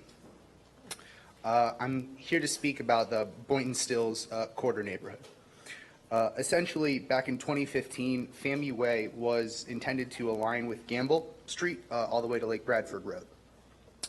The Capital Cascades project, which is a blueprint project, was intended to be co-located with FAMU Way. At some point in 2015, Blueprint decided to move a retention pond that was intended to be south of FAMU Way, abutting the now demolished sewage treatment plant north of FAMU Way. And they came to the city and requested that essentially, hey, can you move FAMU Way south and wrap it around our retention pond? At the time, there were no clear indications that this would be a problem, and so the city accepted this proposition. Until recently, when several of us discovered that there was a bit of an issue. It turns out that with this moving of a retention pond, FAMU Way would now have a crash course right through an older, predominantly African-American neighborhood. It would basically railroad through the historic enclave of shotgun homes and newer affordable housing and a congregation spot, a public place which is still used to this day as the demolitions are ongoing. With that in mind, I was only told, about a month ago that these demolitions were happening, and we did our research and we found out that the neighborhood had, throughout the years past before you all were here, had been acquired under threat of condemnation. One owner is actually still fighting the eminent domain process in courts in order to save their home. With that in mind, we thought it proper to come before the city commission and request that you pause the demolitions and land clearing that are currently occurring in this neighborhood, which, if did any of you guys ever go to Shingles Chicken? It's that neighborhood. Yeah. And, there were 23 structures back there. There are 5 left. 30 seconds. So that's basically just the request that I'd like to make, that this be paused while we attempt to work with staff in order to mitigate these problems and try to figure out a way to move these 2 projects forward in a manner that doesn't destroy our city's vital assets, both historic and natural. So I thank you very much for your time. I hope you'll consider my request, and thank you all for your hard work thus far. Appreciate it. Thank you, Mr. Latch. Appreciate it.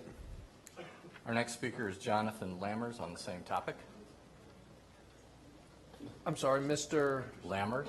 Lammers. Good to see you. Hammers with an L. Matt didn't advance this. We're working off the same PowerPoint. This is our early planning here. And there is the stormwater pond that's affecting the neighborhood in FAMU Way. There's going to be a lot of visuals with this, so I encourage you to watch. I normally don't like to read, but I want to get my words precise. Again, my name is Jonathan Lammers, 3164 Lakeshore Drive. I work as a historian here in Tallahassee, so I hope you'll work with a historian's perspective. 60 years ago, an African-American neighborhood on the edge of downtown, Smoky Hollow, was razed to the ground by urban renewal. The heart of the neighborhood was later replaced by parking lots and a stormwater retention pond. In the 1980s, another thriving African-American neighborhood, the Allen subdivision between downtown and FAMU, was torn apart by a road project and then by a new stormwater pond. We understand that today this sort of urban renewal was unjust, and we've erected memorials to mark the former sites of both of those neighborhoods. Well, today in 2019, we're about to need another historic marker. This time, it's the Boynton Still neighborhood. It's located just south of Lake Alberta at the northwestern edge of the Bond neighborhood. This picture was taken last week. These houses are located just off Still Court. The street takes its name from the turpentine distillery operated by C.J. Boynton. The Tallahassee Democrat in the 50s called it Boynton Still Quarters, so readers would know it was a black neighborhood. Right now, I'd like to run through some before and after images of the neighborhood. The before photos are Google Street View images, and the rest were all taken by me within the last week after most of the residents had been cleared out under threat of eminent domain. As with many such neighborhoods in that era, the residents lived in small shotgun-style buildings. There's often no indoor plumbing and definitely no air conditioning. What they did have was the shade of the neighborhood trees, especially the big live oaks. And these weren't all old houses. Many of the homes were built recently to provide affordable housing. That was Friday. There was still investment in this neighborhood as recently as 10 years ago, new structures going up. And yet the city, this week, demolishing those homes. A local minority-run business was also displaced. This building was demolished yesterday. I'm here tonight to ask you to halt these demolitions immediately and to cease the eminent domain proceedings against the last owners. I'd like you to rethink the FAMU Way extension with the goal of honoring this neighborhood and its magnificent trees, which in many cases are now all that's left to memorialize the people who lived here. These trees are immense. They were planted and nurtured and enjoyed by the generations that once called Boynton Still home. I'm in these photos just for perspective, not because I want you to look at me, just to understand how big these are and that this is what the city is going to be demolishing. These last few images are very dear to me. This is Shingles Chicken House. It was opened in 1967 by Henry Shingles by reusing one of the old distillery buildings. I ate there a lot. The restaurant served everyone from local residents to the legislature. The front porch of that building was a community gathering spot. And now, still today, every evening, residents come out and gather in the shade of those trees where Shingles was. And yet this exact spot is the middle of where FAMU Way is going to go. They're going to knock down those trees, and that's going to be middle of a paved road. I know you all did not cause this situation, but you are now the only ones that can help. And so I'm asking you to help stop this destruction and do right by this neighborhood. Thank you very much. Thank you.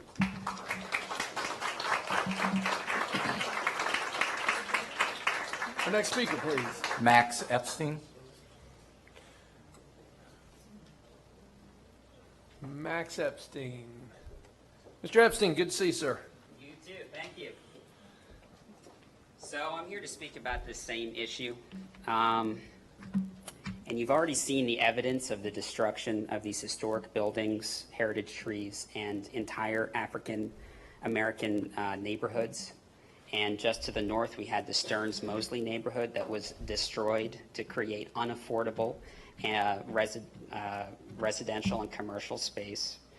And I'm wondering why now the city of Tallahassee is continuing these old, what I would say are Jim Crow laws, demolishing low-income and African-American neighborhoods. Why are we continuing that? I walked in and I saw a poster of Dr. King, and it said, "The time is always right to do the right thing." And you know what? I got angry when the Cascade Oaks were cut and those buildings were demolished. Buildings that could have been reused, turned into arts centers. We could have had developers come in, do a combination like they said they were going to before it turned into a complete demolishing. We sold the Waterworks property across the street for less than half of what it was actually worth after the city put, I believe, almost $1 million into it. I tried, and my mentor tried to get the Waterworks property to open up as a glass-blowing studio, open to the public. People can come and learn. Why are we giving away these historic properties? Why are we destroying them? So I was mad about that until I started talking to members of the African American community who are often more concerned with having sidewalks, finding economic opportunities, and preserving their homes from demolition just like this. Many of them, 3 or 4 generations were in that same areas. The churches that they went to, demolished, gone. There was not even a chance to save any of these structures, any of the important pieces of it. I would have gone out there and pried the siding off of it. Someone wanted to come and rebuild that or move it. There's no reason why you can't move those buildings. Half of them are on blocks already. Why is it in 2019 that a family of 4 in Frenchtown makes $16,000?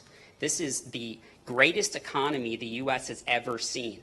Why do we have such an income disparity between the races, black and white people here in Tallahassee? Along in this area, perfectly good affordable housing and commercial space was destroyed. This street that went through here could have provided economic incentives for the area, more traffic. You just saw those buildings that were destroyed. I would have moved my studio there, my glass blowing studio. I want to interact with the community and help. Why are we demolishing this? That could have been the Black Railroad Square. That's what I always thought when I went back through there. 15 seconds. So this is the new city commission. You didn't do this, but you have the opportunity to do what is right. Stop the remaining demolitions and reconsider the use of this land. Build affordable housing, commercial property, perhaps through the land bank. Build a school. Preserve our history, historic buildings, historic trees, and fight for racial and economic equality for our community. Thank you. Thank you. Our next speaker is Alyssa McManus.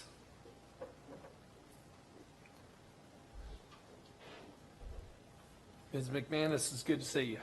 It's nice to see you again, too. Thank you for joining us. Thank you for having me. Hi, my name is Alyssa McManus. I reside at 2029 Fault Drive, which I realize is in the county. However, I work in the city, and I'm an architectural historian for the State Historic Preservation Office. Tonight, I will be wearing my citizen hat and also my State Historic Preservation Officer hat as well. On the job front, I would like to let you know that there has not been an archaeological survey done for where this pond is going. That will need to be done as part of the natural features inventory. I'm worried about how the permitting is being done for this and who the lead agency would be for that. There's a lot of ins and outs with permitting and monies that are tied to federal to federal agencies. And we need to make sure that these permits are going through the right way. And now I'm going to put on my citizen hat. When I first found out that this neighborhood was being demolished, I did a little research. I found out that it had a long history. It was employee housing for a turpentine still that was there, and later it was other businesses that were there. These were some of the last remaining shotgun houses that we have in Tallahassee. The rest are in Frenchtown, and most of those are gone now. But these were not the most pristine examples of shotgun houses. However, they could have been preserved. Also, they were housing people who could afford those homes. And where are these people going to go now that if we keep shoving them out of the south side? I question the purpose and need of this project. And what I mean by that is, from what I can tell, that there's so many stormwater ponds around there that this could be, stormwater runoff could be run into from the additional pervious that's being caused by the trail on the road. From what my view is, as somebody who's been in the business a while, is that we saw an area that we didn't like that was next to this path. We saw a potential crime neighborhood. That's not the case that was going on there. I went down there and hung out with those people one afternoon. They had me pull up a chair. They told me their stories. They told me who they were. They were welcoming. These are not people who would have been a problem for anybody using the path. Or you could have helped that, the city could have helped that neighborhood to revitalize instead of killing it. And it's easy to kill black, poor people's history. 30 seconds. You just wipe it out. But we can do the right thing now by the trees. That's what's left. And now that we have the ugly old houses out of the way, I hope that you'll at least keep the trees, because the stormwater pond is probably not needed considering all the facilities for stormwater runoff that are in proximity to the project. Thanks. Thank you. Our next speaker is Leanne Boone. Ms. Boone, good to see you. So yeah, I've got a little 4-slide presentation for you guys. As you probably know, I much prefer meeting with each one of you in person. rather than standing up here in front of everybody. But sometimes there are issues that are so important and the consequences are so great that you just got to get up here and do it. So over my short time here in the 7 years in Tallahassee, I have seen precious historic trees be torn down and neighborhoods be destroyed. So those are some of the trees that are up to be removed on that first slide. The first destruction that I witnessed was the removal of the Cascades oaks. As you can see, this is a Google Earth image, and in 2018 you can see the trees there, and then they are leveled here in 2019. The next destruction that I witnessed was the loss of the Stearns-Mosley neighborhood. As you can see, again, a Google Earth image, 2018, trees, houses, businesses, and then again leveled to nothing. This is why some of us have come out here tonight and why we feel so passionate. Who else has come out here tonight to support historic preservation? Please stand up. Thank you very much. You may sit down. We have seen the devastation with our own eyes, and it must stop. We can develop with a community-minded approach. However, this Cascades Trail retention pond and road extension do not appear to have taken the community's values into account. The people of Tallahassee highly value their trees and historic communities, yet this retention pond and new road placement were shifted from their original 2015 plan to now eliminate the Boynton Stills neighborhood and the historic oaks that are in it. I fear that we have not learned the lesson of the lost Cascade oaks. Yet again, the city is planning to tear down historic oaks on city property. Public property should be the most protected land, not the least protected land. I fear again that we have not learned our lesson from the Stearns-Mosley neighborhood being completely deleted by College Town. I know that this commission does not believe in destroying our historic neighborhoods and trees. So then why are we doing just that?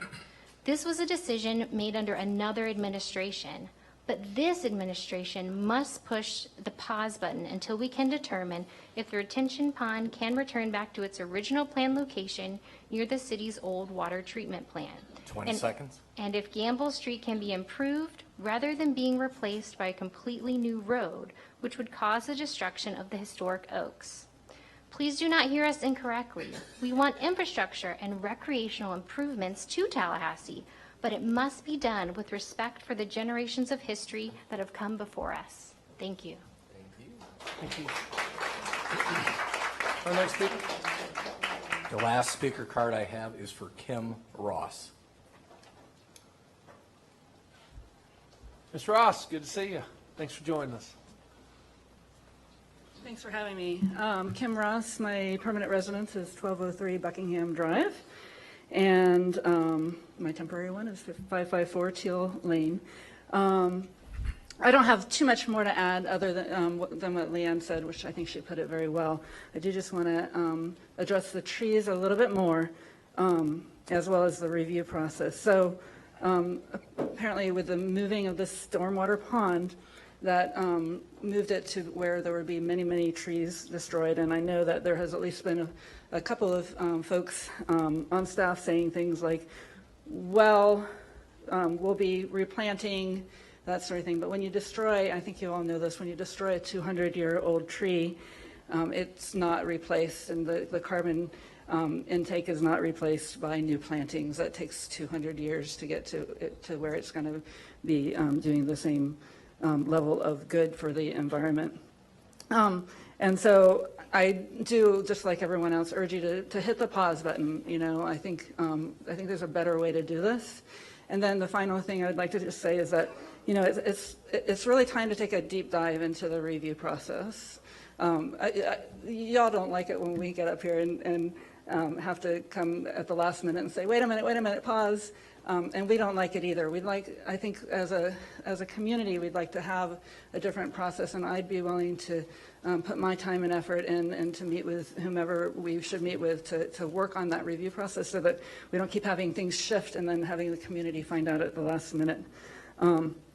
And then finally, I know that y'all have on other occasions been accused of, well, if you change your minds, if you do something different than the last commission, then you're cowards. And I just want to say you're not. But this is your time, and this is, we elected you, and we trust you, and we believe that that you all hitting the pause button again, not the delete button, but the pause button to say, wait a minute, before any more destruction, let's see what the options are for the stormwater retention pond, for the other areas that are planned to be destruction. I believe that that is actually a symbol of courage, and I encourage you all to do that tonight. Thank you.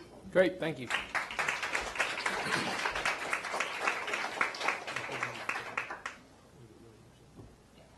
Okay. All right, so we've had 6 speakers this evening, all on the same topic. I think it's worth, Mr. Manager? Yes, sir. Thank you, Mr. Mayor. We do have some information and background. I'll ask Assistant City Manager Tedder, who's been largely involved in a lot of this. I think we all know FAMU Way, the development of FAMU Way. This would be the very last stage, and as well as the stormwater pond. Those 2 projects have come together. But there has been a great deal of history to this. I think Wayne can probably give us some background. We also have our city engineer if we need his assistant, as well as our place director and our urban forester. There's been lots of involvement, and I think it probably is helpful. We heard some really good comments. I think it's helpful to get some background. So, Wayne, let's just start the conversation. I think you've got a wealth of information you can share about the community involvement, some history, just for the benefit of everybody. Absolutely. If we can go ahead and get the PowerPoint turned on. Commissioners, one thing I would absolutely agree with the speakers who have mentioned this about you not being a part of the decision. That is correct. But I can tell you over time who has been expressly a part of the process, and the reason this project has been developed is the citizens in and around this area. They are the ones who designed this project. We had to work within their criteria and make the technical aspects fit with what they wanted as a community. So that's one thing I wanted to point out very quickly. So the origins of this project really came up in 2008. There's a long history with this. And what you see in front of you is a portion of the phases of the project. There's 3 phases. Phase 1 has been completed for quite some time now. Runs from Adams Street to the west end of Railroad Square. The most recently opened segment is from Railroad Square down to the Gamble Street segment. What we're really talking about today is the area on the left-hand part of your screen, which is deemed Phase 3 for FAMU Way. Kind of going back to public involvement, the last thing I would want anyone to leave today with, or turn off their TV or click off the screen that's watching this online, to think that there was no citizen involvement with this project whatsoever. In fact, when the origin of this project initiated, I was the person who presented this project to the FAMU Board of Trustees because they were the most affected body, large body, and sister government of our community that would be affected by this roadway. And I presented this concept, and we were not going to move forward with this concept at all until we've had their input and they're okay to say, yes, this is something that they want and they see as a viable project for our community. Shortly after the concept, we understood the need for the public involvement. By going out into the community, not only did we have many community meetings to discuss what they wanted in this area, we also had a citizens advisory committee that was formed. And let me just read off the names, because these are the names that are people that live in and around the area that had interest. Darrell Jones, Pam Hightower, Darrell Parks, Terrence Henson, Gallup Franklin, Shauna Smith, Vaughn Wilson, Bill Proctor, Cornelius Jones, Ruth Wart, Stephen Beasley, Joe Lillian Hunter, folks who have represented area neighborhoods such as Woodland Drives and Myers Park, which was very concerned about the impacts of FAMU Way into their neighborhood, was Rick Hilburn, Robert Olmstead, Janie Reddens, and we also had Reverend Marion Bellamy Giddens. These folks were charged with reviewing every aspect of this design of this project, guiding staff into saying how do we need to reach out to the public, which public we need to reach out on what issues to deal with. So it was really, really important from day one. Also, this is not, this project, as mentioned, is really 2 parts. The roadway project is a city-only project. The trail and the stormwater project is a city-county project through Blueprint 2000. So to affect some of the changes of this, you would need both city commission and county commission to affect any changes that we have at this point. Now moving into the area of concern, this is at the roundabout at Gamble Street. Let me just go into the next slide here. So back in 2016, when we were dealing with the stormwater issue, and again, from the blueprint perspective, the number one objective was to create this trail system throughout the community and deal with the continuous flooding and water quality issues that existed throughout this entire corridor. Remember the big ditch? Well, there had to be a decision as how we're going to deal with that big ditch. How are we going to move the water down? How are we going to reduce the flooding along the corridor? And then most importantly, which a lot of us don't see or feel on a regular basis, is how do we treat that stormwater? And at the end of the day, all of this stormwater runs down to our neighbors in Wakulla, and Wakulla Springs in particular. So it was really important that we had a staff technical advisory committee from both city and county staff that guided every aspect of the design and control of this stormwater management facility. So kind of going to this very particular area, yes, there was a change that we saw, and again, dealing with the stormwater was a very complicated issue that had basically 2 to 3 years of just building the stormwater analysis so that we could understand the things that we could do and what we could do and how it would affect upstream and downstream, with the objective of removing floodplain along the corridor and treating the stormwater.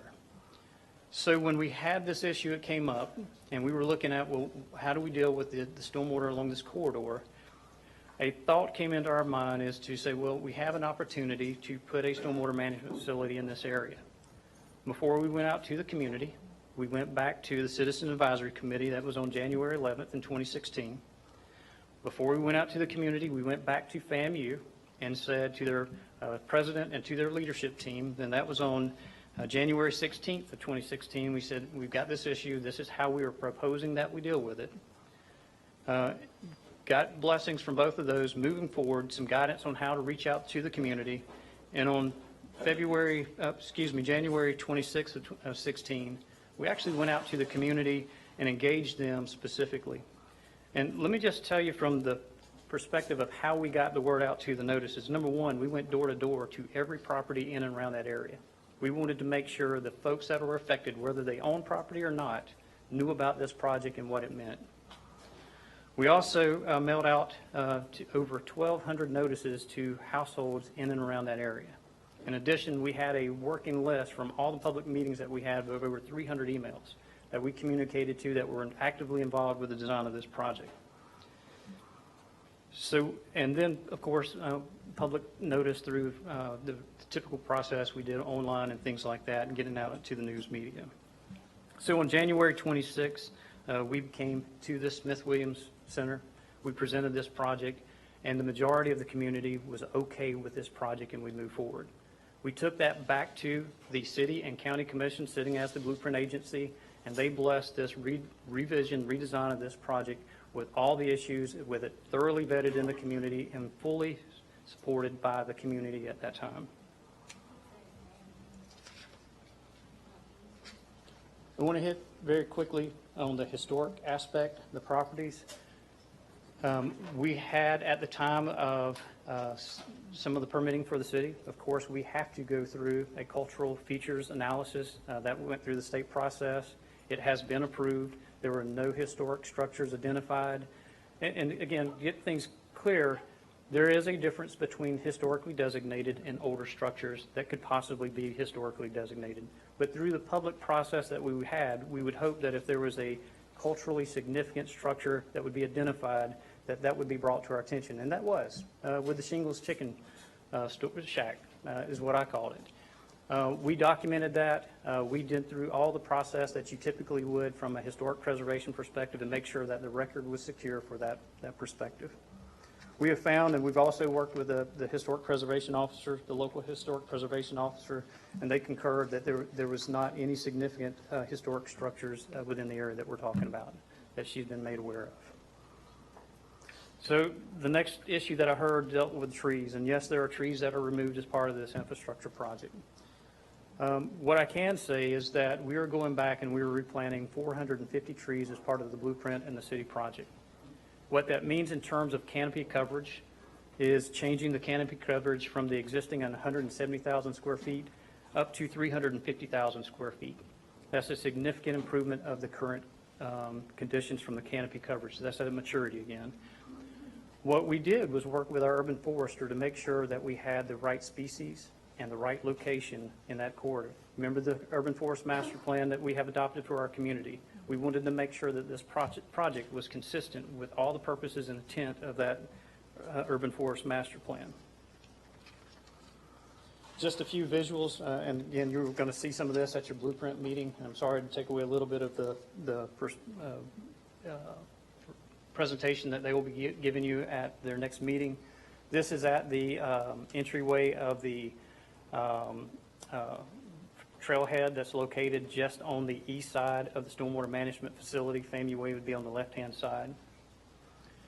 I want to skip that. This is the kind of a bird's eye view of that trailhead expansion as well. The stormwater pond is back to the north of that. And kind of going back to trying to reach what the community told us. They wanted this road to be the most beautiful roadway in Tallahassee. And that was something that we intended to deliver.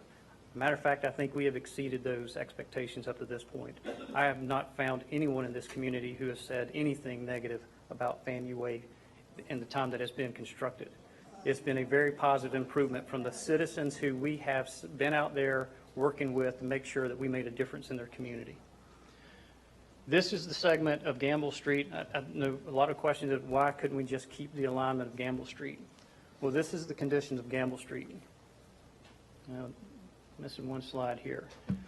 The issue that we had here was that part of this roadway fits within the CSX right-of-way, meaning that there is nothing that we could do to enhance the beautification of the north side of this roadway because it was in CSX right-of-way. They would not allow any improvements. They would not allow the vegetative improvements. So when we talked about a stormwater solution dealing with the issues along that corridor, we saw it as an opportunity to swing the road out and provide a beautiful entryway, exactly what FAMU has asked for as part of their blueprint projects, as part of what the community has asked for, and that is what we intend to deliver for the community, is exactly what they've asked for. And with that, I'd be glad to answer any questions. We do have Mindy Mormon here, who's our urban forester. If you have tree issues, we have Steve Schaefer, who can respond to any of the issues regarding the FAMU Way. And we have blueprint staff here as well if you have any questions about the blueprint project and process. All right, I believe we have two more public speakers. Yes, our first speaker is Sarah Coffin. Good evening, Sarah Coffin, 921 Caraway Street. Hi. I am a member of this entire community, Tallahassee, not a member of the community that is being directly impacted. But I would like to say that we are all part of Tallahassee's community at large. And so clearly there's all kinds of aspects of this review process that need to be corrected. But what I want to say tonight is that when are we going to start doing what we say we believe in? Here's another chance. There's trees in this designated area for a stormwater pond that could be saved. So if we mean what we say about Tallahassee being a city of trees, we need to take action. And it needs to be now. This keeps on happening over and over again. So I hope, like the other very well-informed speakers said earlier, that you will put a pause on this and take a very long look, or not a long look, but a good look at what we can do to save these trees. And the other thing is it just seems like in this town, we're so used to in the development review process of, oh, there's a tree there? Okay, well, we'll give them a permit to cut it down. Why not? It's got to stop, and it's got to stop somewhere. So hopefully it's now. Thank you. Thank you. Next speaker is Lucia, and I believe it's Summer, but correct me if I'm wrong.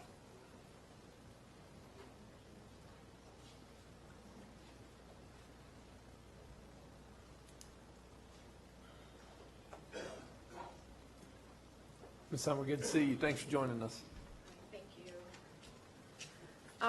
So The fact that there are new city commissioners here gives me some hope, which has been kind of waning over the past few days as my husband and I have spent hours looking at the proposals and maps and reading the articles about these plans. It's very clear to us that this airport gateway project and the extension of FAMU Way makes no sense in terms of traffic flow. At least it's not clear to us why we need 3 major arteries going to an underused airport when Gamble Street is hardly used. I don't understand the need for all this destruction to make this small runaround. I was really dismayed to read some of the comments from former commissioners about this. One in an article said, "This project will be a huge improvement. We want to make a good impression because university have people who visit here from all over the world." Other articles quoted different planners saying that this would, quote, alleviate people's fears of traveling through the area. So the solution, in quotes, to this perceived PR problem is to force people out of their homes under threat of eminent domain and bulldoze their homes, and a grove of ancient oaks as well. The idea that anyone would even consider this as a solution makes me ill. Those of us who live over in Levy Park remember last year a developer almost succeeded in a plan to scrape 2 lovely historical homes and cram high-density, ugly condos onto lots never intended for them. We only defeated that because we packed the hearing with over 100 people, and we hired a lawyer to represent us who made clear to the planning board that this would be a violation of the law.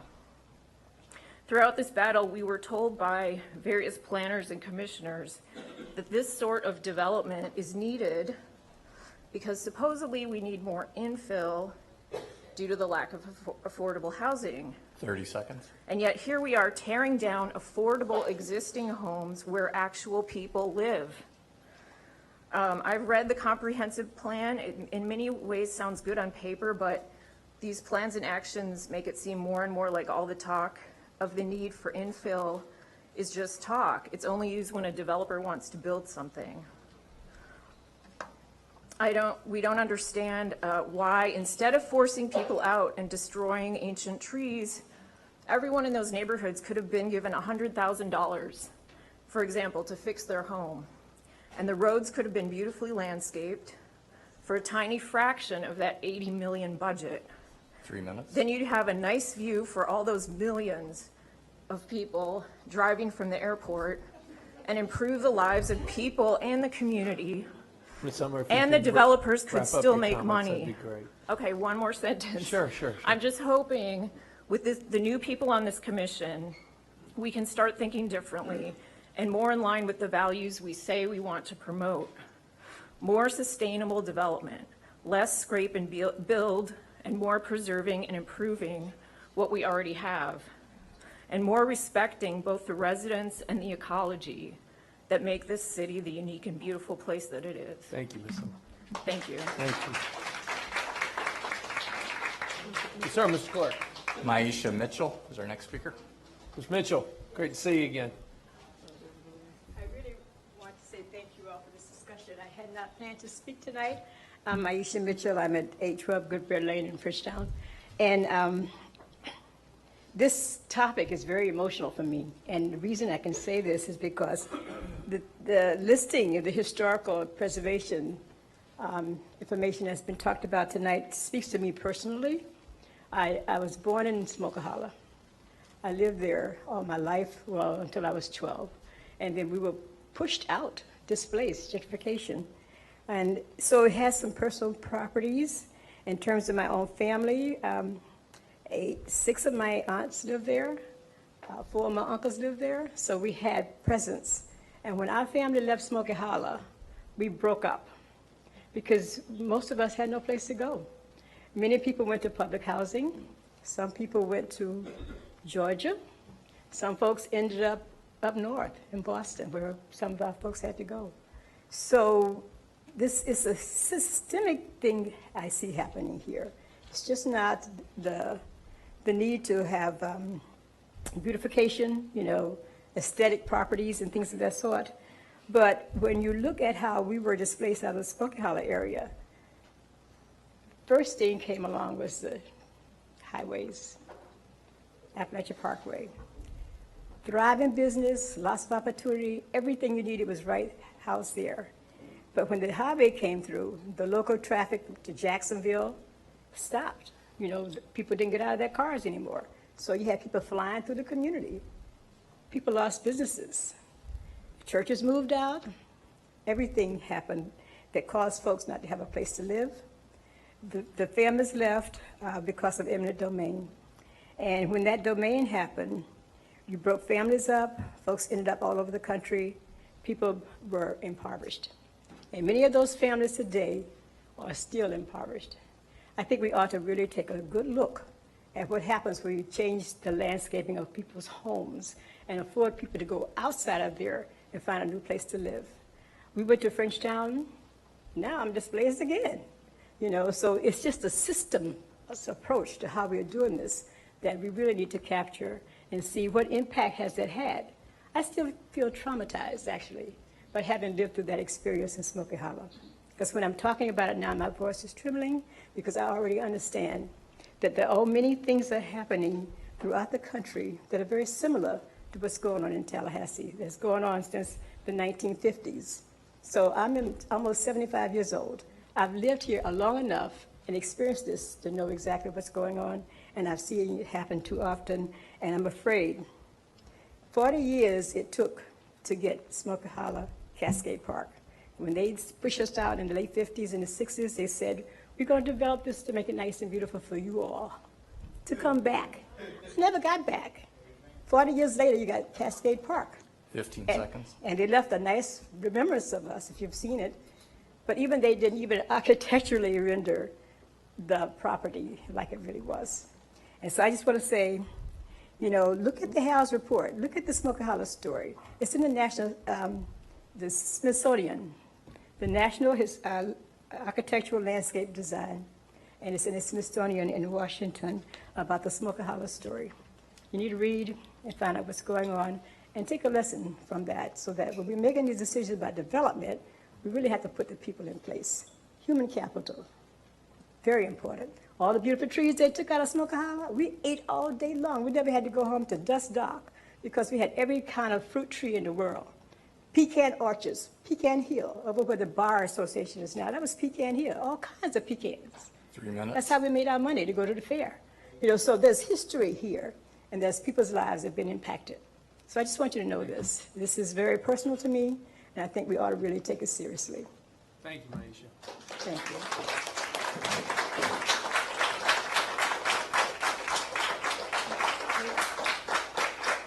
All right, we are at the end of the public hearing. We are on commission time. I will start with Commissioner Williams-Cox. Mayor, I want to speak to this conversation. Thank you all for coming. Thank you for coming. But I take exception to the fact that just because we're new, we don't know what went into this. Yes, I didn't just drop in from Mars. I've lived in the South Side for 30 years. You just heard very detailed and meticulous of a process that took place, including people who we know that represented the South Side and represented that area. You heard the mention of FAMU, who's the big landowner in this section of town. They were involved.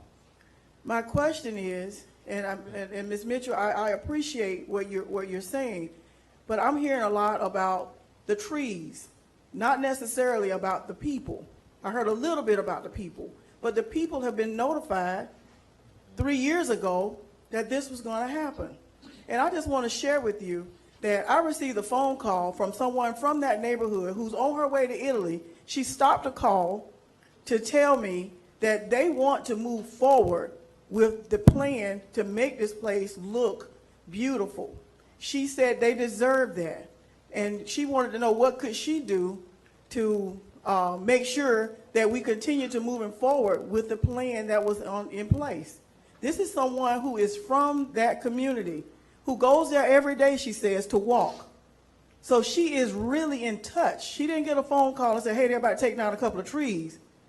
She is in touch because that's where she grew up. Imagine what she would feel that she's going to come back, or she will continue to see these shotgun houses in the capital city. And some of you said they don't have indoor plumbing. Which one of us would want to go and live in that condition? With no indoor plumbing, no air conditioning, as hot as it is. Who would want to go and live in that condition? Who would want to continue to put someone in that situation where they have to live like that? This is not a third world country. So we've got to do better by not only our residents, but by our community as well. I also shared some of this information with one of the local known historians, Ms. Altamise Barnes. And I want to read into record what she emailed back to me, because I think this is important. When you start looking at people who really know the history, not folks who just came, but folks who know the history and have dedicated their lives to this, you need to understand what they're thinking. And this is what she said. I'm going to read it because I think it's important. I asked her opinion. This is what she gave me. She says, I remember it all. These were some hidden but cherished cultural spaces that many enjoyed of all races. Shingles will never be replaced. Across the city and county, areas that could or possibly should have been a mix of preserved, conserved residential with some infill of new development is an approach the likes of which we will never experience. It wasn't tried, especially in the largely black neighborhoods areas. So what now? Can we catch ourselves and become more protective of what is left? Find ways to capitalize on what was to educate through trails and unique projects in once thriving areas. So many questions, fewer answers, but we must keep moving with the presence and fire up our history and culture in view as we govern, plan, live, and take time to learn an area before making far-reaching and significant changes. And she signs this by saying, my view. So I say to you that ladies and gentlemen. Excuse me. Ladies and gentlemen. Mrs. Barnes discussion. Mrs. Barnes has embraced the fact that there are some things we're not going to be able to go back to. And there are some things we should not go back to. I, for one, would not want to live in, how do you fix a shotgun house without taking it down and building another? So we've got to, I listened quietly while you spoke, so please listen and give me that same respect. I am presenting my perspective. The people in the neighborhood 3 years ago, through community engagement, this is how we're doing this now with this new commission. We're doing it with community engagement. The community has spoken. They have approved, adopted this plan. The urban forester, remember the urban forest plan that we all applauded? Well, we have an urban forest plan. So you might need to go check the website. We approved this months ago. Where's the urban forester? She's here? Okay, this is our urban forester. Okay, there is a master plan that has been adopted. Newsflash, check it. We are not moving forward with moving trees or taking down trees without following the plan.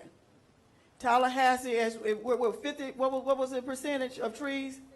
55. We're 55% trees. And if we're hearing they're going to take down 2 and plant 450 more. So yes, it's going to take time for them to grow. It took time for these to grow. But we've got to move forward and get people out of these bad situations. I've been up in there. I understand. When it rains, it's a nasty place to be. And we cannot continue to allow that in our capital city. Now, how many of you live over there in that area? How many of you live over there? Exactly. When you leave here, you're going to go to air conditioning, you're going to go to indoor plumbing. We cannot allow that to continue in Tallahassee. And so, I just wanted to address that. I didn't want to just move on. I wanted to let you know how I feel. And that's just me. I may be new to the commission, but I'm not new to the community. I'm not new to this game. I'm true to it. And these people deserve better. Commissioner Williams-Cox, do you have anything else for the evening? I've just spent a lot of emotional I'll come back energy, to you. but yeah, let me. I I do have some, but I felt that it was necessary to go ahead and address this elephant in the room. Commissioner, I'll come back to you. Thank you. Commissioner Bryant. Sharing of ideas. Into the meeting.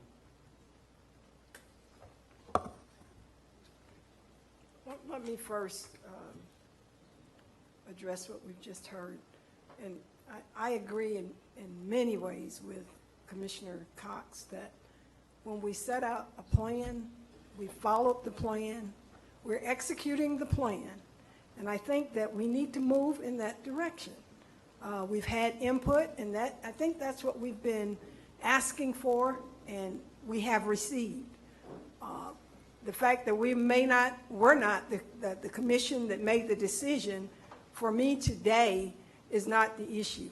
I want to know that we follow some set plan and actually get input that prepared us to move forward. And I think we've done that. And I think we need to continue to follow that mantra into the future. Get input, move forward. Closing comment.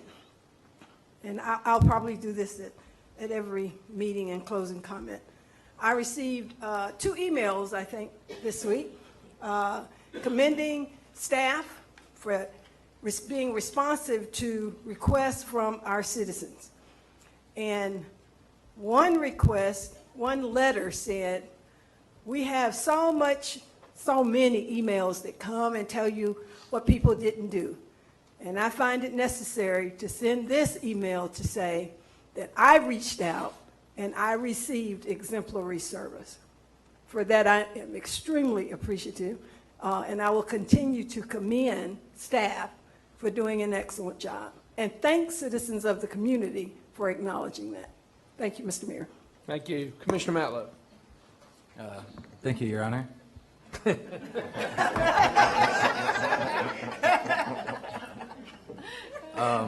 Well, first off, thank you for everybody coming out and engaging with us tonight. I think, we're trying to go the extra mile and make sure you have that opportunity to express your concerns. It was mentioned earlier that I think a lot of the contention relies around the stormwater pond, which is a Blueprint 2020 project. While we all serve on that board, we're not here at that board tonight and can't make any decisions regarding that project. They do meet next week. And that will be an appropriate time to express concerns for the stormwater project specifically. I think. Ben said thanks. There you go, Ben. I think it's also, we've seen other community blueprint projects that people want to engage on. And I know 3 o'clock in the afternoon is a lot harder than 6 o'clock at night to get out and express your opinion. So it may be an opportunity, if you have an issue with a specific project, to ask for an opportunity to have a town hall at night where you can engage with Blueprint staff and talk about the project specifically. I am new here and I do have a few concerns, and mostly it's just if we're going to lead by example, because we are. Our project is taking away some affordable housing in our community, and it doesn't seem like we necessarily have a plan to replace it. We have a plan to replace some of the trees, to plant a lot more trees than that are planned to be removed. I personally would like to see a few more live oaks planted if we're going to remove 11 and plant more than 7. But I think it's up to us to set those guidelines. If we want our developers to respect our trees, if we want our developers to respect affordable housing, we need to lead by example. If someone's going to come and do a development that's going to take away prior housing, more housing is good, but we'll never get the housing back for people who can only afford a certain amount. So I think we at least need to discuss as a board how we bridge that gap as some of these structures come down. It was mentioned the historic significance of some of these homes, and I don't think it would be out of line to, when we can, whether it's on a historic registry or not, see if we can move or relocate or save some of these homes for their historic nature so that we can respect that and recognize it in the future. I think, you know, we see that at a lot of different museums and those sorts of things that respect the past, and I think we can respect this past just as well, whether it's difficult to live in those homes or not. So at issue today, really the only part the city has anything to do with this board is the actual direction of the road. There was a plan they did look at splitting the road to go around to the Live Oaks. I believe the issue there was whether you would have a turn in to area businesses. That's a conversation I'm happy to have with the area businesses and see how much of a deal breaker it is to them if they're open to preserving those trees and eliminating just the turn lane into the business. I imagine if you go in the area, it's all prime for redevelopment. I don't think those businesses are going to be there. I mean, they'll be there in the near future, but the long-term vision, I don't think, you know, the warehouse district is really going to want to be right up next to kind of this beautiful redeveloped area. So maybe that's a place to start to look in for compromise for those trees. And then I'd also just want to echo some of the comments made earlier. We have a tree replacement plan, which I think is fantastic, to make sure we restore our canopy as we take trees down, but we also need to be cognizant of the fact of age and how that plays in, because we can't cut down every tree and replace them all, because it'll be our great-great-grandchildren that are really receiving the benefits of some of these oak trees that are this large. So I know we talked earlier this year about kind of a tree commission type board that can address some of these issues directly. I mean, I appreciate you coming out tonight, but it's not necessarily the place a month before a project to make a plea to save a tree. We need to get ahead of that. We need to get a process in place where people can, one, be aware of it sooner, a notification process if this is in the plans, where if that's something they care about, they can go and find out long before. So we're not at this point where, you know, people are jumping in front of tractors, you know, when bids are out and contractors are out. And we can have the discussion, you know, more openly. You know, we won't be able to save every tree. We realize that, but we do want to lead in a way that says we respect the history and we respect the character of what's going on. So again, a different board will look into that street, and I implore you to come out to the Blueprint meeting and make your case there. Thank you. Commissioner Williams-Cox, are you ready to come back? Yes, I'm ready. We've had a lot of talk tonight about affordable housing, and I know that we're in the bond community, and I know that we have some members here from the bond community. I wanted to find out, get a status of where we are in the Neighborhood First program. I don't recall whether we set a timetable or a place where someone will be coming back to report on statuses, but we probably need to put something in place to do that so we can keep up with what's happening. There was also money, I believe, put into that plan for affordable housing, which kind of borders along the area we're talking about. So just want to get an idea about where we are in that regard. Also, there were, I think, about $150,000 put in a facade grant for houses in the bond community in that plan. Just want to know where we are with that and how many houses we're going to be doing facades. So just kind of a status, or give some type of update. If not, is the Greater Bond Neighborhood president still here? Okay, Talithia. Okay, so someone, if you know, someone can provide us with some status on that. And yeah, Talithia, if you could. You or someone from your committee could give us some type of update or status on where we are. And as she come, I want to mention this, and then I'll be quiet. I offered, you all know we went to Greenville for, 2.5 days to see Greenville. We loaded on the bus when we got there, and we drove around and looked at some things. So I've offered this same opportunity to the chamber, the Tallahassee chamber, to let's load up on Star Metro, and let's take the Big Bend bus to take the south route, and then go down to Claymont Plaza, get a transfer, and go to the north route. I rode the Star Metro a couple of weeks ago, and it was awesome.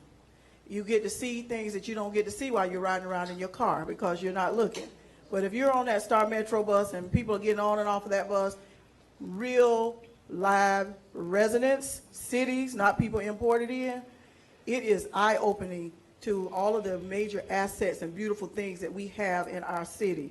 So I have offered that. It's not a challenge, it's an offer to those individuals who went to Greenville.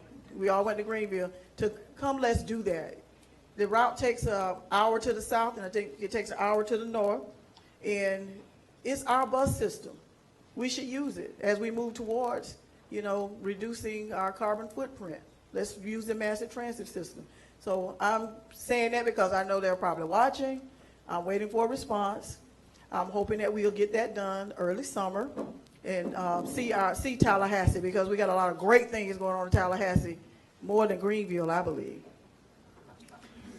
Ms. Edwards, thank you for joining us. Just real brief, 1 or 2 minutes update on the Greater Bond Neighborhood Plan. All right. So we are, of course, in the first phase of implementation of the plan. We started this year off with $500,000. $300,000 goes to the linear park, $150,000 for the residential facade grant, $30,000 for adjacent park improvements to Spencer Stevens Park, and we had $20,000 for community engagement. The community action team decided to take $10 of that $1,000 and put it in the residential facade grant. We thought we can see more impact by increasing that pot of money. The linear park is set to begin, I believe, at the end of this month, early July. The residential facade grant, the applications will go out August 1st, and August 30th will be the end of the application process, and then TLC is going to be administering, doing the administration part of the residential facade grant. But yeah, that's kind of where we are, and then phase 2, I guess we'll work that out as a community action team. But very, very excited about the residential facade grant and what's that. Let me explain that a little bit.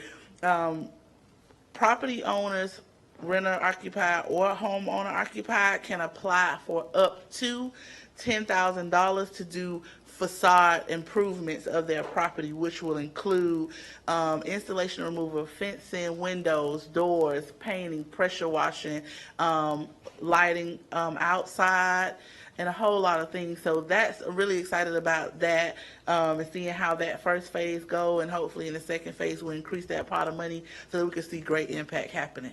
Any questions?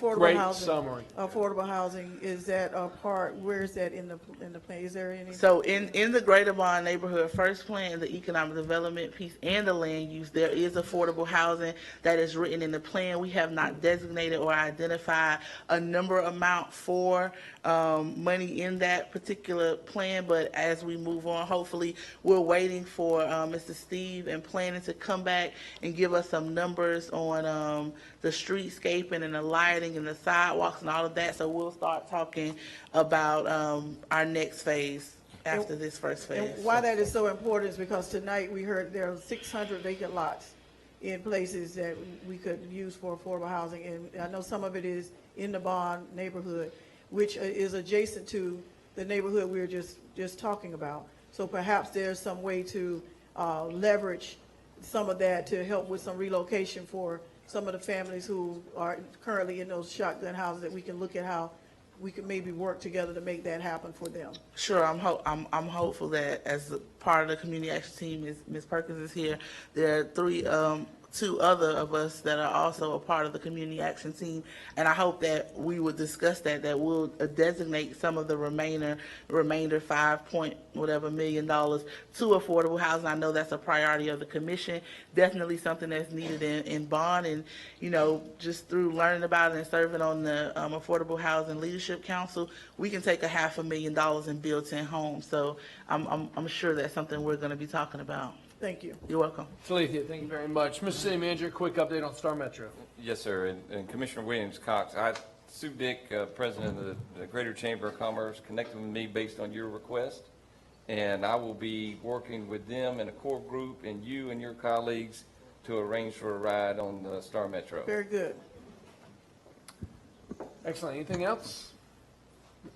Commissioner Matlow. Yeah. Okay. Just still in sharing ideas, I had 2 things. One, COCA officially has a new executive director, Ms. Pittman resigned in February, so it's been a national search. So we'd just like to welcome Kathleen Spihar to her position. We're excited to have her, and I think she'll be making the rounds to meet all of you. Secondly, I just wanted to bring up, I think, congratulations again, Dennis.